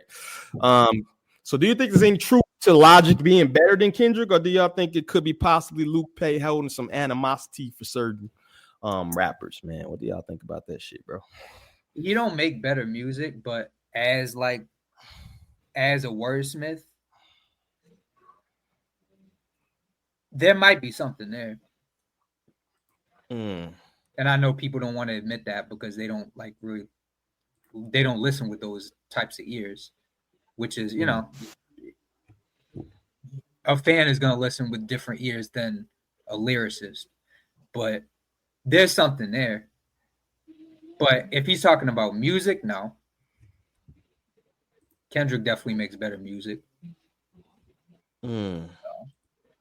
Yeah, I think Logic makes some good stuff, and it's more up for debate than people might want to think. I wouldn't put Logic above Kendrick lyrically, but if for certain tastes, I could see it for sure. But yeah, as far as music, I like Logic, but definitely not bet more than Kendrick. I mean, Kendrick isn't a top tier lyricist. Sure, no, yeah. We gotta be honest about that. You said isn't? No. Ooh, hot take. Hot take. I think he's he's got flows. more of the I think it's other more qualities. flowing. Yeah, more of the other qualities like charisma and, you know, storytelling and shit like that. Logic is a top 10 lyricist, you think? No, I don't think either of them are. I feel you on that. And better is such a wide term, right? When you say somebody is better than somebody, you can be talking your preference, right? You could be talking lyrically. You could be talking a better fucking salesman. You could be better talking a better feature on songs. Like, there's so many things you can talk about better. But at the end of the day, I think when you say somebody better, it's just your preference, right? 9 times out of 10.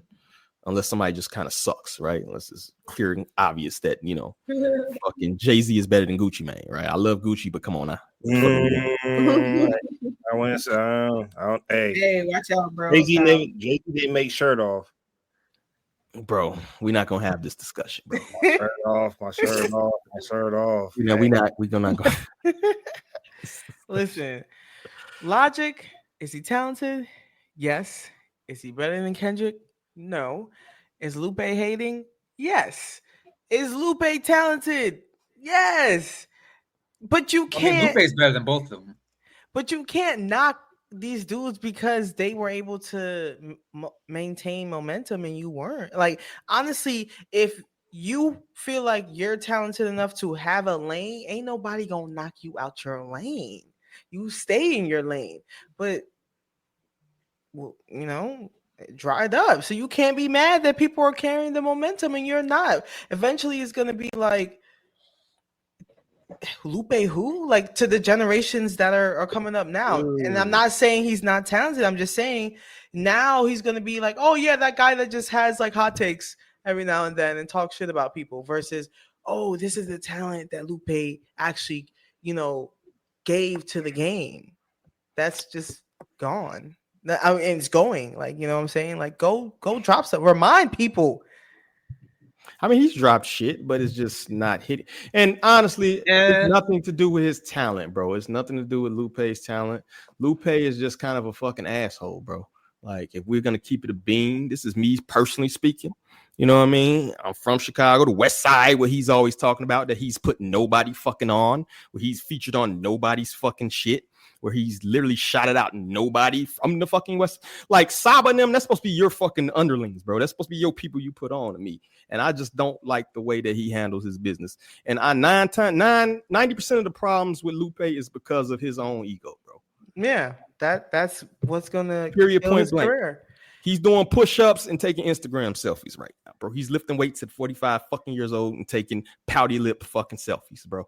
Like, he just moves corny and he fucking turns people the wrong way. And this is me personally, nothing to do with the panel. Whoever, you know, fuck with Lupe, you fuck with Lupe. But nobody in the city fuck with Lupe, bro. There's nobody in Chicago fucking with Lupe, dog. Period. You know what I'm saying? Really? I'm surprised. I thought that nigga had a militia behind him. That nigga ain't got shit. His daddy's solid. Yo, what? All right, see, you about to have Lupe pull up on you. I'm not worried about it. I ain't, whatsoever. I'll be there October 8th for cousin wedding, bro. Pull up and see how that goes for you. But I'm just saying, bro, like, nobody really fucks with dude, bro. And it's his fault. It's entirely his fault. So I just think part of this is that it's like Kendrick's getting all this fame and Kendrick is doing all this. I can rhyme better than, like Cloud said, he's more talented. I can rhyme better than Kendrick. My shit is more deep and introspective. Why the fuck he getting these accolades? I think that's part of it. Be honest with you, yo. he says honestly where he should be in there.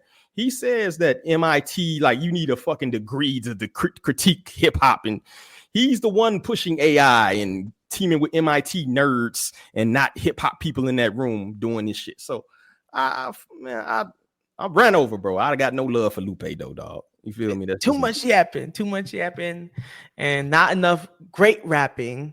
You know what I'm saying? Like too much hating. You didn't like his album?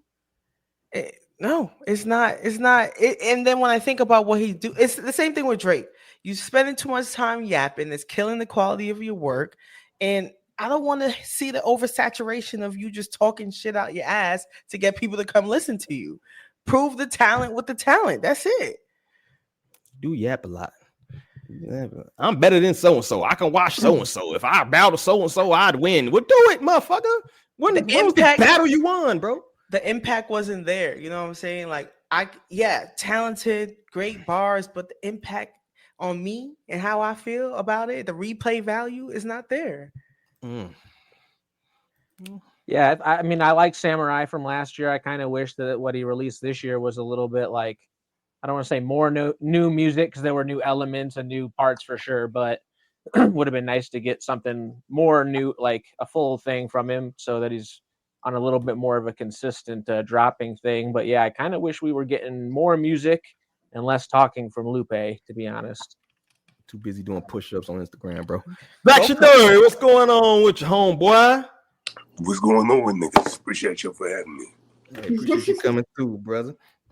Do you have anything to add to this? Like I said, we're not rumoring it up. We're not talking shit. I'm talking shit about Lupe because I don't like Lupe. Outside of that, you was talking some shit. You was talking some shit about Lupe. I'm not gonna lie. You was, but I actually respect what you saying though, especially being a nigga from Chicago. I got niggas from Chicago too who have they've said similar things. I'm not going to. They've said similar things, you know. This situation though, this is one of them situations where y'all ever heard of the term perpetualism?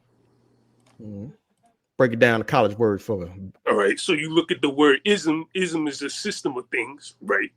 And then perpetualism is more or less just a system of perpetuation, right? Where it's a bunch of different, you know, things being perpetuated at once that culminates to the totality of the result or product that you're able to observe or experience. I'm about to hit him with a yeah hole right now. So look, it go like this.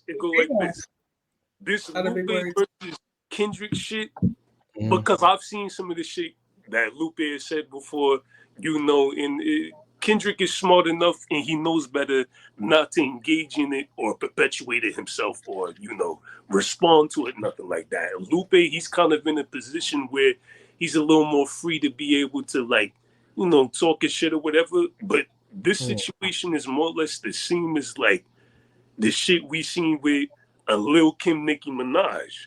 Right. Where, you know, you got a pioneer of sorts or an elder of sorts where they're looking like, nigga, I'm seeing some of my shit in your cooking. I'm seeing some of my seasoning, some of my grease is in your wings. I can, you know what I'm saying? Like I see it.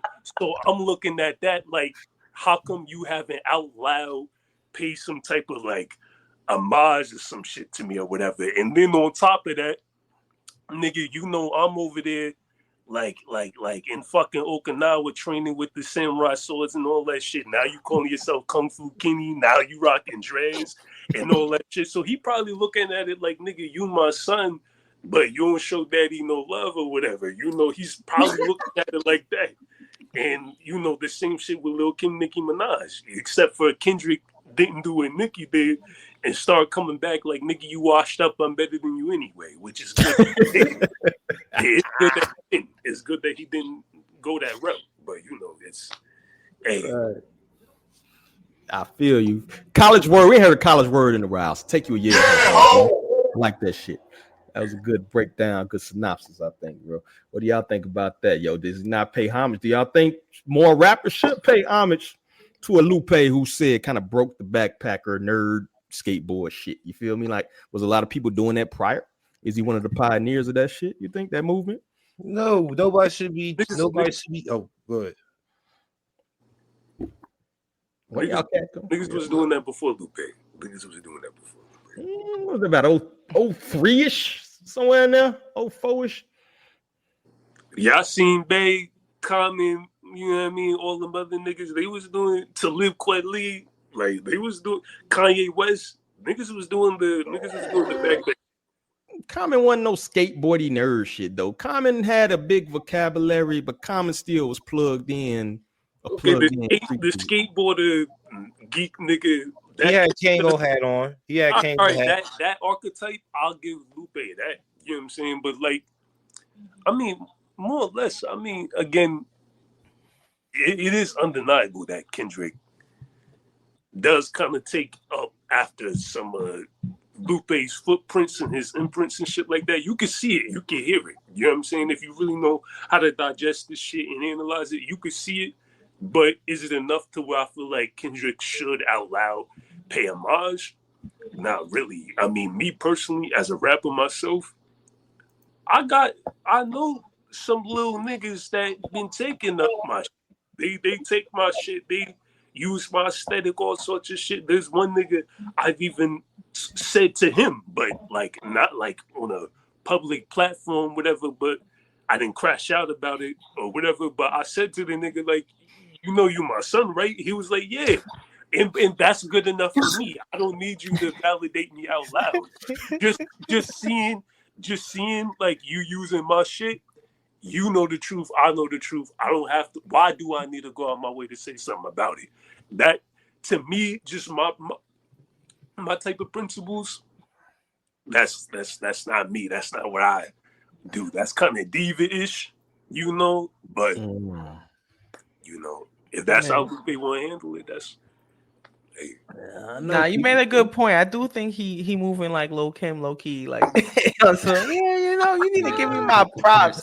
That was really good comparison. But I feel like you said, like you had a situation where you went about it. I feel like it's all about how you go about it. If his first attempt of going about is I'm gonna go up on the radio or whatever, go on social media and say like, nah, he's biting off of me, blah blah blah, and kind of like taunt and disrespect him, nobody's gonna respect that. You know what I'm saying? Like if you, hey bro, what's going on with this?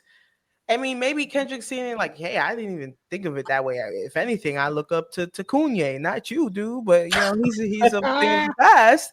But you know what I'm saying? Like, I don't know. Like, I mean, at the same time, check this, right? Shit. A nigga like Lupe, as lyrical as he is, now at the end of the day, let's look at it like a good friend of mine, Noto, he got a song called Basketball is Like Hip Hop, which is true. You could use the allegory of basketball in NBA system and structure to describe and analyze hip hop very often, right? In NBA terms, how many basketball players, legend or not, can really break down the game? So it's not a guarantee that just because you're an elite or god tier lyricist that you know how to really analyze the shit or whatever. But as smart as Lupe is, he knows how to, he knows what's good, he knows what's nice and what's not nice. For him to go out his way to say some shit like, not only do I think Kendrick is overrated, I think Logic is better. That's clearly you just trying to spite the nigga. Clearly, because there's no way you think that. There's no. Shout out to Cam too. Nah, Logic is hot dog water. Bro just rhymes words, reminds people he's half black every other bar. Hippity hoo blah blah. Give me one Logic quotable.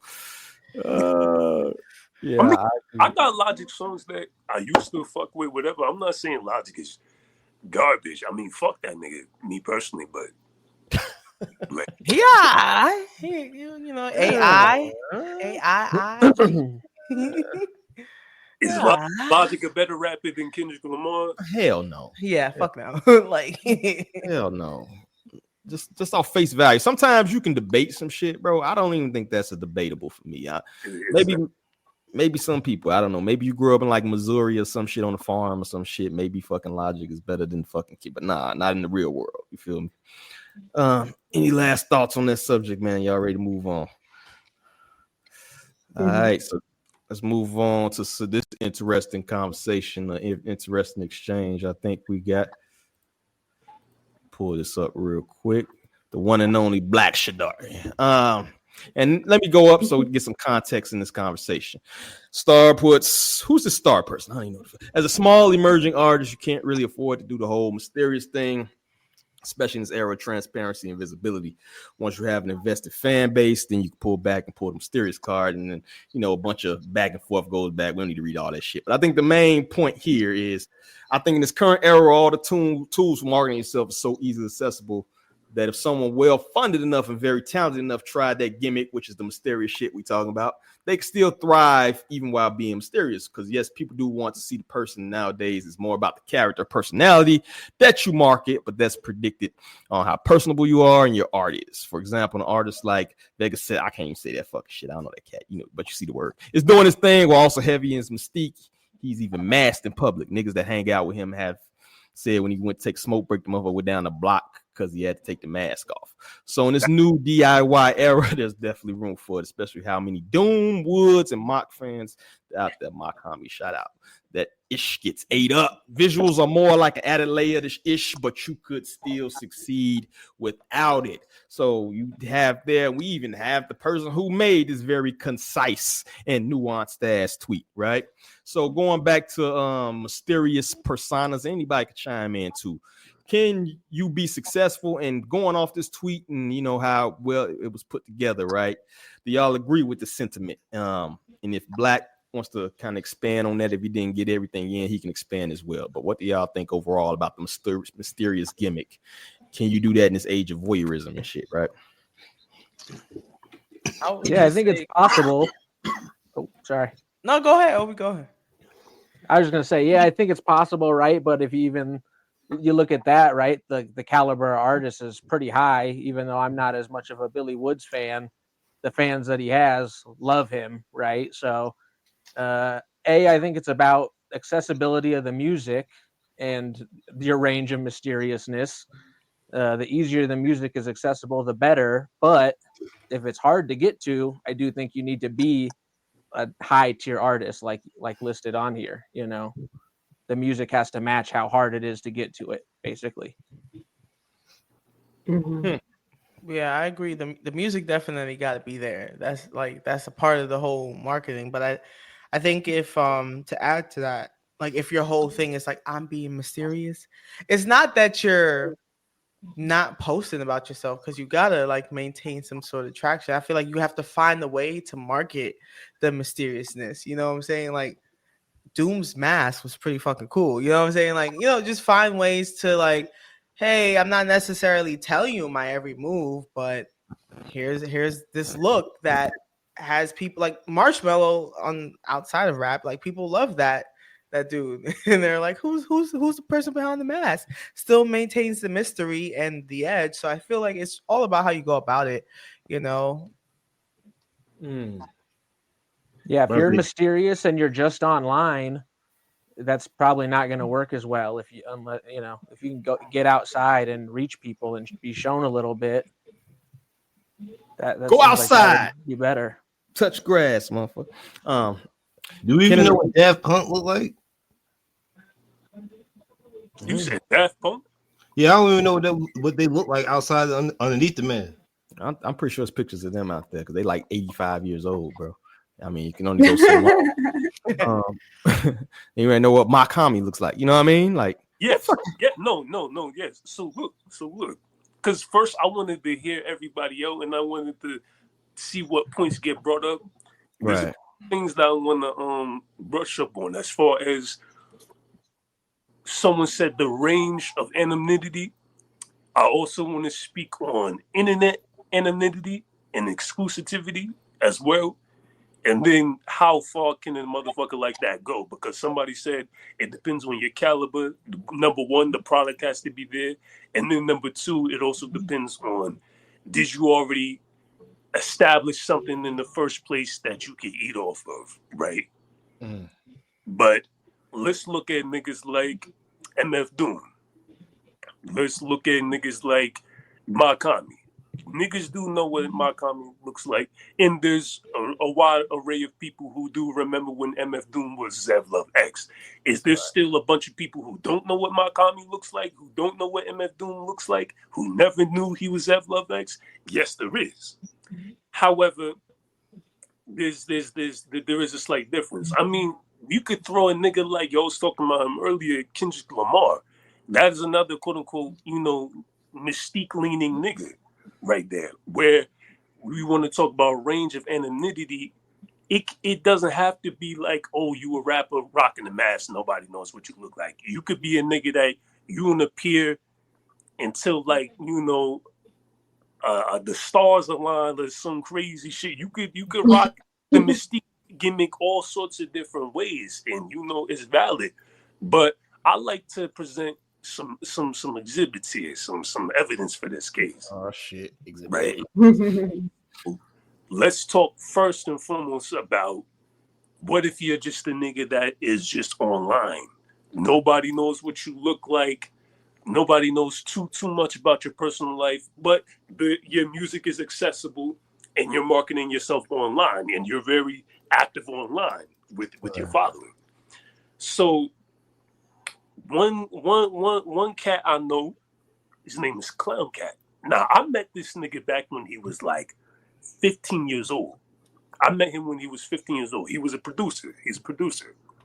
Now, you always talking about how you gotta have a little something that was already established. He had a small following because before he decided to take up music, he was an internet troll, but that's actually what got his account clapped. And when he came back to Twitter, he was like, you know what? Let me try to do something more productive with my time. Fuck it, I'm gonna start making beats. I'm gonna teach myself how to produce. And that nigga has skyrocketed since. This dude, Clown Cat. Now, people know there's a small amount of his fan base that know his real name because he used to have it on his older account, so they know like his real name, like his first name. But this is a dude, again, I met him when he was like 16. I've known this nigga personally. I can call this nigga right now. I know niggas that know him personally. Nobody knows what this nigga looks like. Nobody. His own fans never even heard this nigga's voice. Now, I've heard this nigga's voice because I've spoken to him here and there, like verbally, but he's real good with his mystique and his mysterious shit. Now, this is the thing. Because of how young he is and slightly inexperienced he is he doing too much of legwork and groundwork where like niggas local to his place know about him? Is he going to beat spots and hooking up his NPC, advertising himself to groups and crowds, all that shit? No. This is a nigga that his activity and his footprint is exclusively digital. However, just off of him and working the internet, because the internet, I mean, it makes you reachable to everybody and it makes everybody reachable to you. I seen this nigga go from, hey, look at me, I'm teaching myself to make beats, to him getting a signed deal with Rock Nation's sister company. Y'all ever heard of Equity Distribution? Yeah. That nigga was signed with them for a little bit. And mind you, I didn't even know that he was signed to them niggas till we was mid-production of a collaborative album between myself, him, and another artist from Jersey, Patty Honcho. And this came about around 2022, around the middle of 2022. Actually, no, this came about early 2023 because he was working with another cat from Virginia named Unruly. Now, another nigga like Unruly. This is a dude where he's shown some facsimile of the anonymity thing. He switched off of that gimmick to go a more outspoken route because that connects with people a little more, But he was a nigga where people did see what he looks like, so it wasn't like he was hiding his face. He wasn't no mass nigga, but his activity was strictly online. But at the same time, he was mysterious in the sense of on some Kendrick Lamar shit. Like he'd appear every once in a blue moon, or he would only show up when it's time for an album rollout, or this or that. But these is two niggas where they was able to land endorsements with. You got equity distribution, you got Static Selector endorsements, you got Vic Spencer endorsements, public shout outs from certain niggas, collaborative works with established artists like SD Mag, Rome Streets. You got Coach Bombay that was trying to, you know, spit shit in Clown Cat's ear. And this is, again, Clown Cat don't do no shows, let alone does this nigga got merch, a personal website, nothing. This is an exclusively internet nigga. But he's able to still get off on that just because of, you know, his maintenance, the character he shows is marketable, and then, of course, product. He's got the product that's there. But now let's look at niggas who is just like these mass niggas. Like how much is voyeurism really necessary, especially in this era? I mean, you look at it, it's to the point where in this era, niggas don't even really care too much for merch just because of how accessible the internet makes any and everything. Any music they want to hear from you, they can either pirate, get off your personal website, or stream. So it's like, how much do people really want from you or expect from you? You know, when you establish a core fan base, you know what I'm saying? When you establish a core fan base, those is going to be like those day ones, those diehard fans, those going to be the only niggas you really got to start worrying about and pleasing, to where maybe some voyeurism might start coming into play. But as I spoke on before, a cat like Vega 7 the Ronin, he from Queens. Now, does any of his personal friends know what he looked like? My nigga Laura Owen from Carolina, they live together. Like you know what I'm saying, they live together. So he's seen his face, but he's the one that told me that story of they was about to do some show, and the nigga Vega was like, hey, yo, hold on, I gotta take a smoke break very quick. They thought he was just going, you know, pop the match down, pull out his Lucy, you know, smoke his square right there. Nah, the nigga went down the block. Nigga, just to make sure nobody seen the motherfucker's face. And this is another nigga where he's also doing the internet anonymity thing. He doesn't have much of a crazy digital footprint. He barely posts, is barely active on his social media pages. You go to DM this nigga, he might not respond till like a month later, but the nigga gonna call you. He's not even gonna text you back. No, he's just gonna call you directly to talk. Like, he's a real mysterious ass nigga. But this is a nigga where you want to look at his success as a aspiring artist, as a rising talent. He first made his debut of impact by entering. Y'all remember when Mickey Fax during the COVID era was doing those IG live competitions before he started up the school? Yeah. Vega 7 the Ronin was actually the winner of one of those challenges, one of those tournaments he was having. And he was the one that he spit a verse off the dome for Lupe Fiasco and Mickey Fax, and blew them niggas away so much, pause, that they was like, nah, like we got fuck with son. Like, hold up, like what's son doing? And mind you, when he entered that competition, no albums. He didn't drop an album till after he did that, which was smart. Flash forward, he's still keeping up with the mysterious bag. This nigga later landed the deal with, y'all ever heard of Copenhagen Records? Y'all know about them? Yeah. So Copenhagen, for the underground, they are a big platform for vinyl and physical merch distribution. This nigga has a deal with them, distribution deal with them, where he's able to manufacture and sell product directly through them, to the point where he doesn't even need to drop on streaming. I think there's been a project before that he's dropped strictly through them, and he still ate off that, because there's niggas that fuck with him and they know what he's about, and you know, they pay attention to the patterns. They're like, okay, this is not no nigga I can catch on the fly on the internet. This a nigga you just gotta like know when he's gonna pop out, know when he's gonna go back to his cave and shit like that. So this is a good example of niggas that's doing that. And of course, when people see that, especially if they see it working, all them Mock fans, them Woods fans, those niggas who eat that gimmick up, they love shit like that. There's room for that. There's really room. I've seen it with my own eyes. It's crazy. So my thing is, how did they get on? Like, how do you, because you mentioned one guy, he got on because he used to be a troll, right? I feel like the mysterious thing, you got to have some aspect doing the heavy lifting for you. You know what I'm saying? Kinda, because it's like I could speak to it too, because I was in a group with a dude. I'm not sure which of y'all are familiar with Issue. He don't rap no more, but he's E40's youngest, and he used to do like the whole mask thing, and like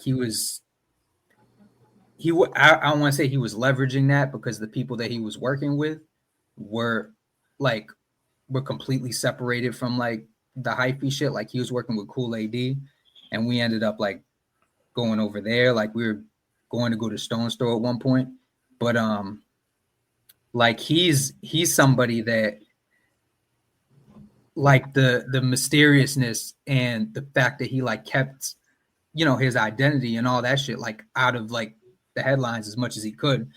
That made people interested. There was like, you said he was E40's youngest? Yeah. So how we know that there still wasn't like some resources he had access to at an expedited rate compared to others? No, there definitely was. There definitely was. But I'm talking about the public, like the public perception of it. You know what I'm saying? Because he kept that like out of what, the normal person would know. Yeah, but if the nigga got like, and like I said, expedited reach to the right resources to where he could get somewhere faster than like a normal rising talent starting fresh would, that's a slightly different case. These niggas I'm talking about, like for example, Clown Cat, right? Yeah. This a nigga where he was doing the same type of legwork everybody else was doing. Let me advertise myself on the internet. Now he's killing the TikTok shit. Niggas is fucking with him on the TikTok shit because TikTok puts you in front of everybody. He was lucky enough to where, like y'all talked about earlier, having product. He had product that spoke for himself. But I was one of the first rappers. I was the first rapper to come across this nigga on that side of hip hop Twitter. And was like, you know what? Let me holler at him. Like, throwing shit in his ear. Like, yo, keep doing your thing. Then, boom, he worked with another rising talent. So, and he caught that rising talent at a great moment to where they both at comparable levels. And then, boom, they go and drop something that's impressive to others. And then to where you networking with other rising talents to where their fans end up becoming your fans. This nigga fans end up becoming your fans. And then so much so to where, let's say you work with somebody who might know another nigga. I guess through word of mouth or just seeing his artistry, his works, and his catalog come across the timeline, because every single rapper is marketed into different niches. They part of different subcultures, different niggas. You got certain niggas like me, right?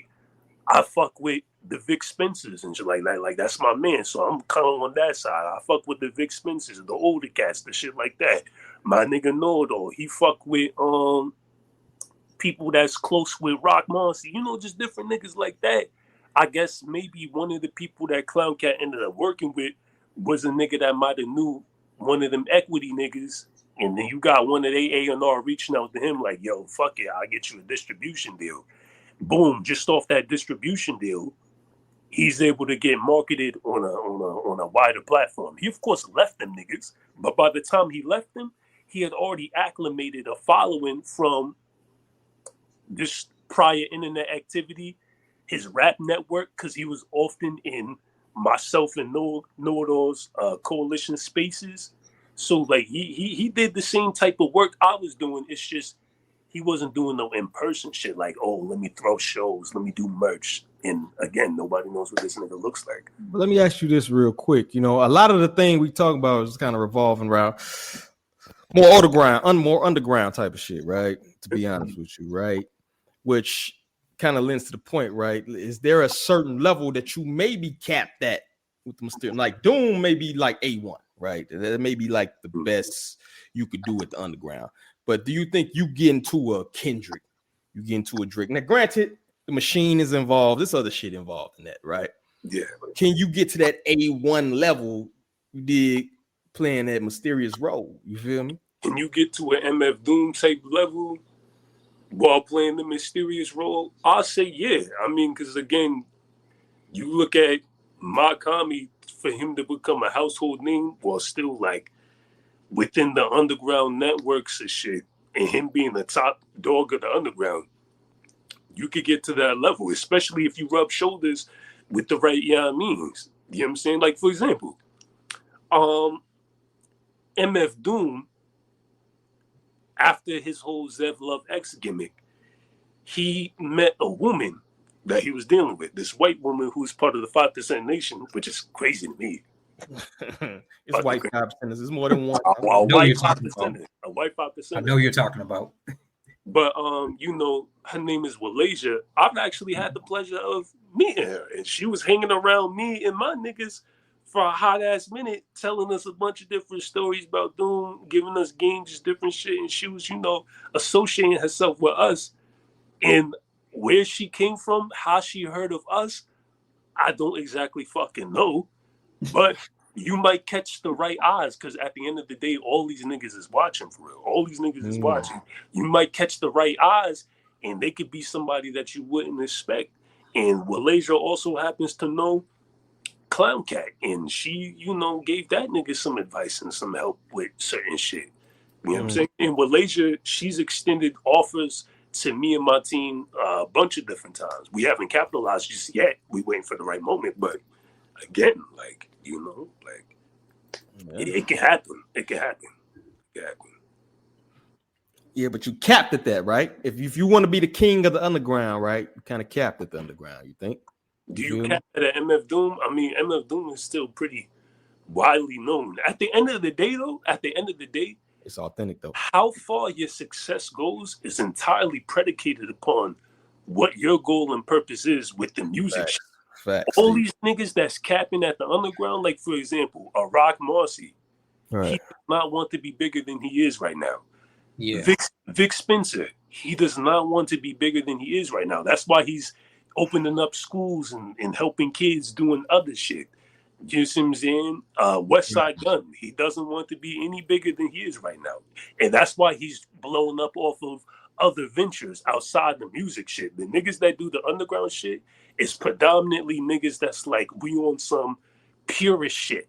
This come from our purist ideology of how hip-hop should be and sound, and just our admiration and love and respect for the culture and the game itself, that we're going to participate, we're going to, you know, give back to it, and this is our way of doing it. But if you a nigga where you're like, I want to be, you know, Drake level of notoriety and shit like that, you're not going to think to do the anonymous type tip. You're not even going to think to do it. You mean, let me do whatever the fuck I can to get in front of whoever. Like, that's why you got all these little niggas. Like, you got the baby walking around in diapers. You got this nigga.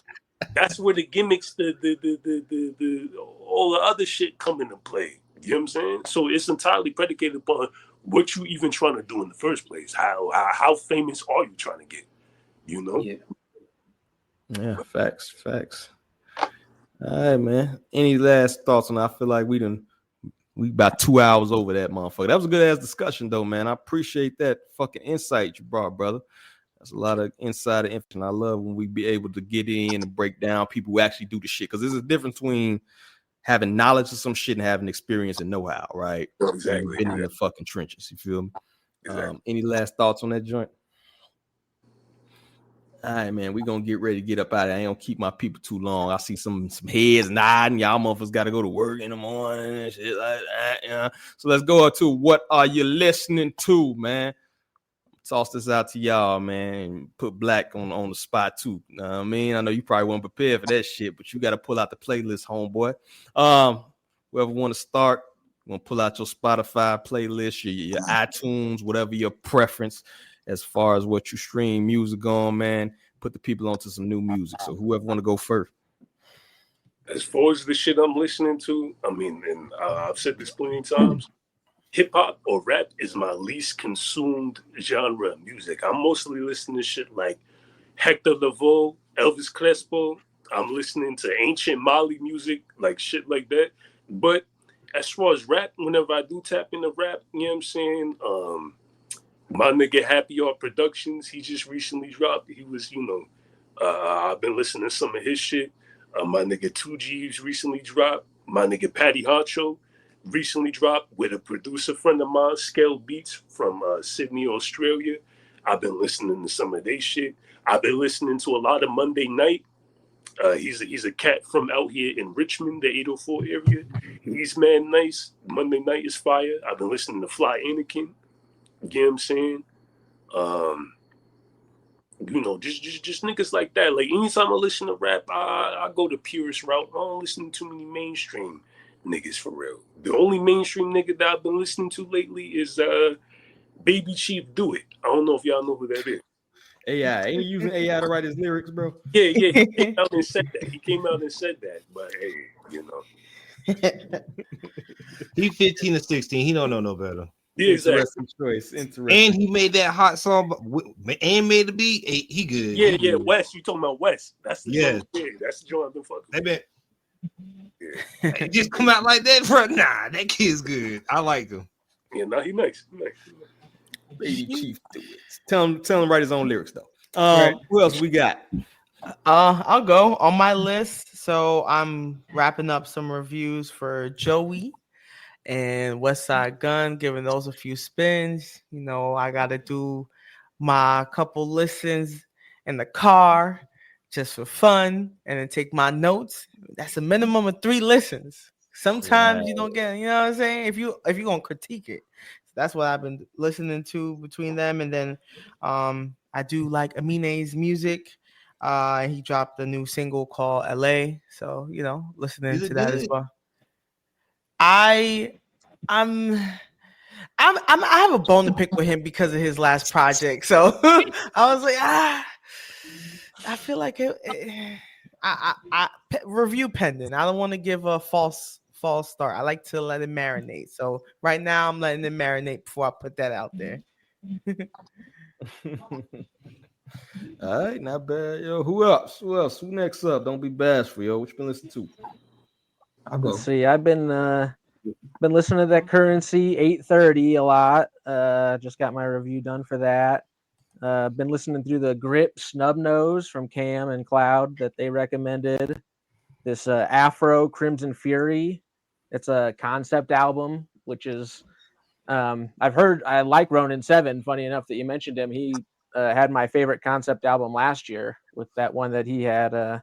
Didn't get it up in time. Shadow Runner. Shadow Runner. That was a good one. So yeah, no, he's dope for sure. Also been listening to Miko, Eastside Screw Up, and Chez Noir, No Validation. So lots of stuff going on there. Also a big Vic Spence fan. So glad to hear that you guys are buddies because I'm a big fan. All right, not bad. Yeah, Chez Noir be flooding the motherfucking inbox, bro. Like, good marketing team, homeboy. We definitely get the email. Next up, who next? Pick somebody you gonna go, man. I'm going to listen to that new West Side Gun project. I got fooled into thinking I was listening to it, but it was like some other West Side Gun thing that he was making. So whenever West Side Gun drops, I gotta bring out my air fryer and listen. To the air fryer of all the fucking shit. Hey, when I listen to West Side Gun, I want to sell drugs. Foreman grill, dog. Anyway. Cloud, man, what you been listening to, bro? I've been running back that I've talked about this like 3 times, but I've been running back that Killer Priest Forest to the Happy Ever After. That's my shit. Some shout out to Ice Cold Bishop. I've been fucking with him lately. Homeboy Sandman, Hellraiser, some Mocha Only. I've still been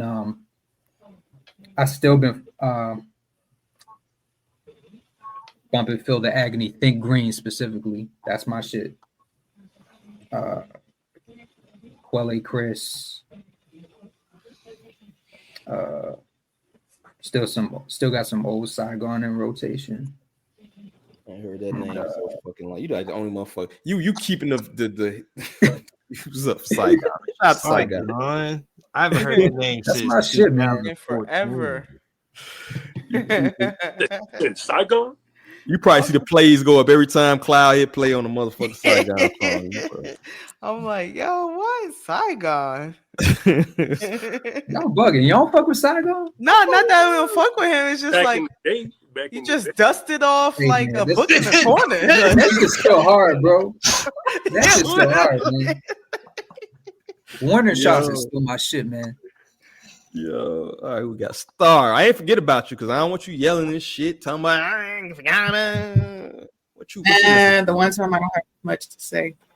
I haven't been listening to a lot of music honestly lately. Just my own stuff. So that's my content. Own stuff that we want to hear, but we can't hear. You feel? We supposed to be family, dog. I don't like this shit. I don't like this shit. You have to drop something, yo. Drop something. Give me a snippet or something. God damn.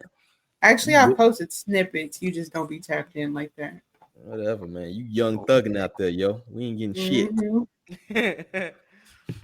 All right. What I've been listening to. Torturing myself with this Duke Deuce. You feel me? Future. Don Trip. Why you got you see you hate? Well, let me find this motherfucking butt. See, it's the beautiful thing about being a host. I can just hey.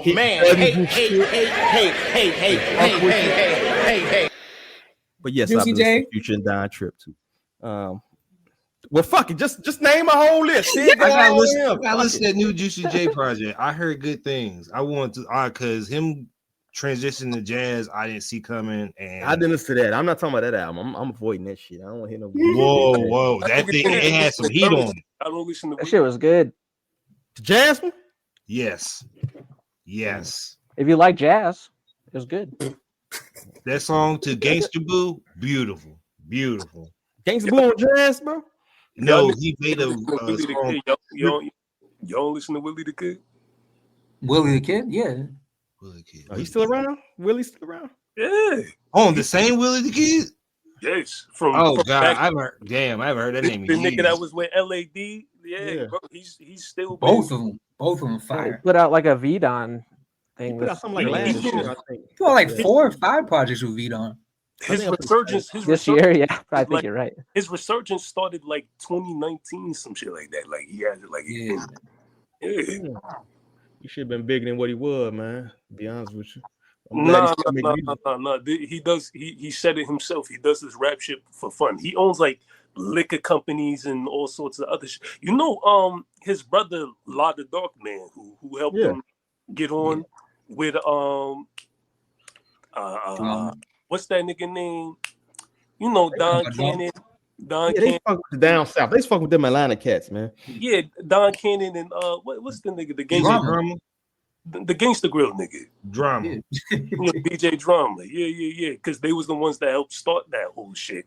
But a lot of Dark Man, he's like an industry consultant or some shit like that. Like all them niggas, they be making background money. They don't even need this rap shit.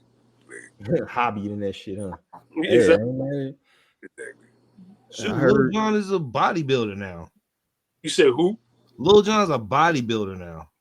Oh yeah, he was he was on South Beach. Damn, motherfucking no real bodybuilder, man. Get the fuck out of here. Anyway, third place is third place. Little ass nigga. But anyway, man, let's get ready to get up out of here, man. So I'm last minute, I'm gonna toss it to y'all. Y'all working on any projects y'all want to plug real quick, man. We got 145 people. Make sure y'all hit that motherfucker shit button. 145 people listening right now. So plug your shit. You feel me? What y'all got? What y'all working on? I love to hear my people doing big things. So we start with Cloud. We're just going to circle it over with Cloud. What you working on, bro? Just random shit, man. I'm just working. Enough said. You feel me? Take you a yeah hoe out the door. Man of little words, face ass. Lee, what you working on? Sheesh, back to the pod this week. Catch me dropping a new episode at the Culture Decides. Hey. You know what I'm saying? Doing some reviews. I'm doing my homework so I can get back to y'all with honesty. Hey, I like honest shit. Take your yeah hoe. Being a person of fucking integrity. Star, I don't care what you say. You're not getting a yeah hoe because you can piss me off. What you working on though? Just been working on music, but focusing on the business. Just trying to find the balance, man. There's never any balance, but keep pushing. So that's it. Yeah, ho. I give the herbs a yeah ho. Shout out to the herbs in the background. Y'all. Dale, what you working on? Just working on some Jujutsu Kaisen videos with the new information that came out. Say he was doing jujitsu. I'm like, get this mother. hey, I wish I used to do Muay Thai, but I'm just doing some anime videos with all the new information coming out this week. So I got at least 1 or 2 videos coming out at least next week. Look at that anime. You got Black Shidori in the building. That's that collaboration right there. I'm not an anime. I'm not. You got Chidori in your name. He's trying to hide that shit. He like that nerd shit. How do you come up with Chidori? That's a Naruto move. Yeah, yes, it is. But see, you ain't even watched the interview I did with Star and D. I've said it. You know what I'm saying? I've said before, like how I got this name. It was just some here nigga damn shit. Like it was like, Black Chidori. Somebody's like, oh shit, he got lightning fist. He said Pharrell came in the room and was like, yeah, you look like how he named Clips and shit. Like, yeah, he was like my name should have just been Black, but niggas was like, nah, that nigga Six Slack out here. What show you watching right now? I was like, my father got me watching Naruto. Nigga said, add Chidori. I said, okay. What? I respect your friends because that's a crazy lob to throw. Like he goes. It does sound cool though. Nigga don't even know what that shit means. Shit might mean 1,000 birds. That's what it means. You had to look it up. Did you look it up before you named yourself that shit, bro? I've been right. He's right. I've been with that. Big brain and nigga. Obi, what the hell you working on over there? Shout to the Bears, bro. We gotta win this. Oh man, I hope so. Am I allowed to say about what's going up tomorrow? Is that still a? What the fuck is going up there? I don't even know what the fuck is going up. Oh yeah, okay. Sure, yeah. Talk about this shit, bro. Yeah, I got an article going up tomorrow. Spent a lot of time on it. Got myself way behind on a bunch of other shit I was trying to, on reviews and stuff. So go to the website tomorrow, click it, read it. And then don't send me any complaints about what you read. I don't want to hear don't want to hear it. So read it, give us the clicks, and then thank you. Good luck with that shit. Take a yeah. Oh, and also I'm trying to talk. Thank you. Trying to talk Cloud into remixing the new Joey Badass album because he's been on his remixes, and I could use some of that remix maybe. Don't know. I'm just throwing it out there. I'm gonna push it a little bit. And then check out Rare. What? Sorry, go ahead. Nah, I'm not. Nah, that's all I'll say. Not because I like the album. I actually like the album, but I'm good off.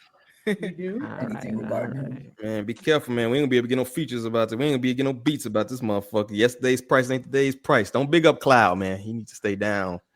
Homie prices, homeboy. Story, man. What you working on, brother? When the last drop? When you dropped like a year ago, man? Yeah, Black is Beautiful. We're Happy Art was my last drop. But lately, because we just came off a tour like middle of 20, like I'm gonna say maybe 3-4 months ago, and ever since then, like the whole team kind of just been on some lazy shit. But there's a lot of niggas that have been dropping, like Nodo drop, Patty drop. You know what I'm saying? I've been working on 3 different albums. One of them is with a cat named Dom Archie. Another one is with a cat named Wiz Kelly from Atlanta. And then another one is an album I got with Don Carrera. Y'all know who that is? No. Y'all remember the West Side Gun album, Peace Fly Guard? Yeah. That was Don Carrera. Oh, shit. Nice. But yeah, I've been working on that. It's got a lot of big names that's on that album too. But more so just been focusing on like teamwork, team building. You know what I'm saying? I got my coalition, the Pentagon.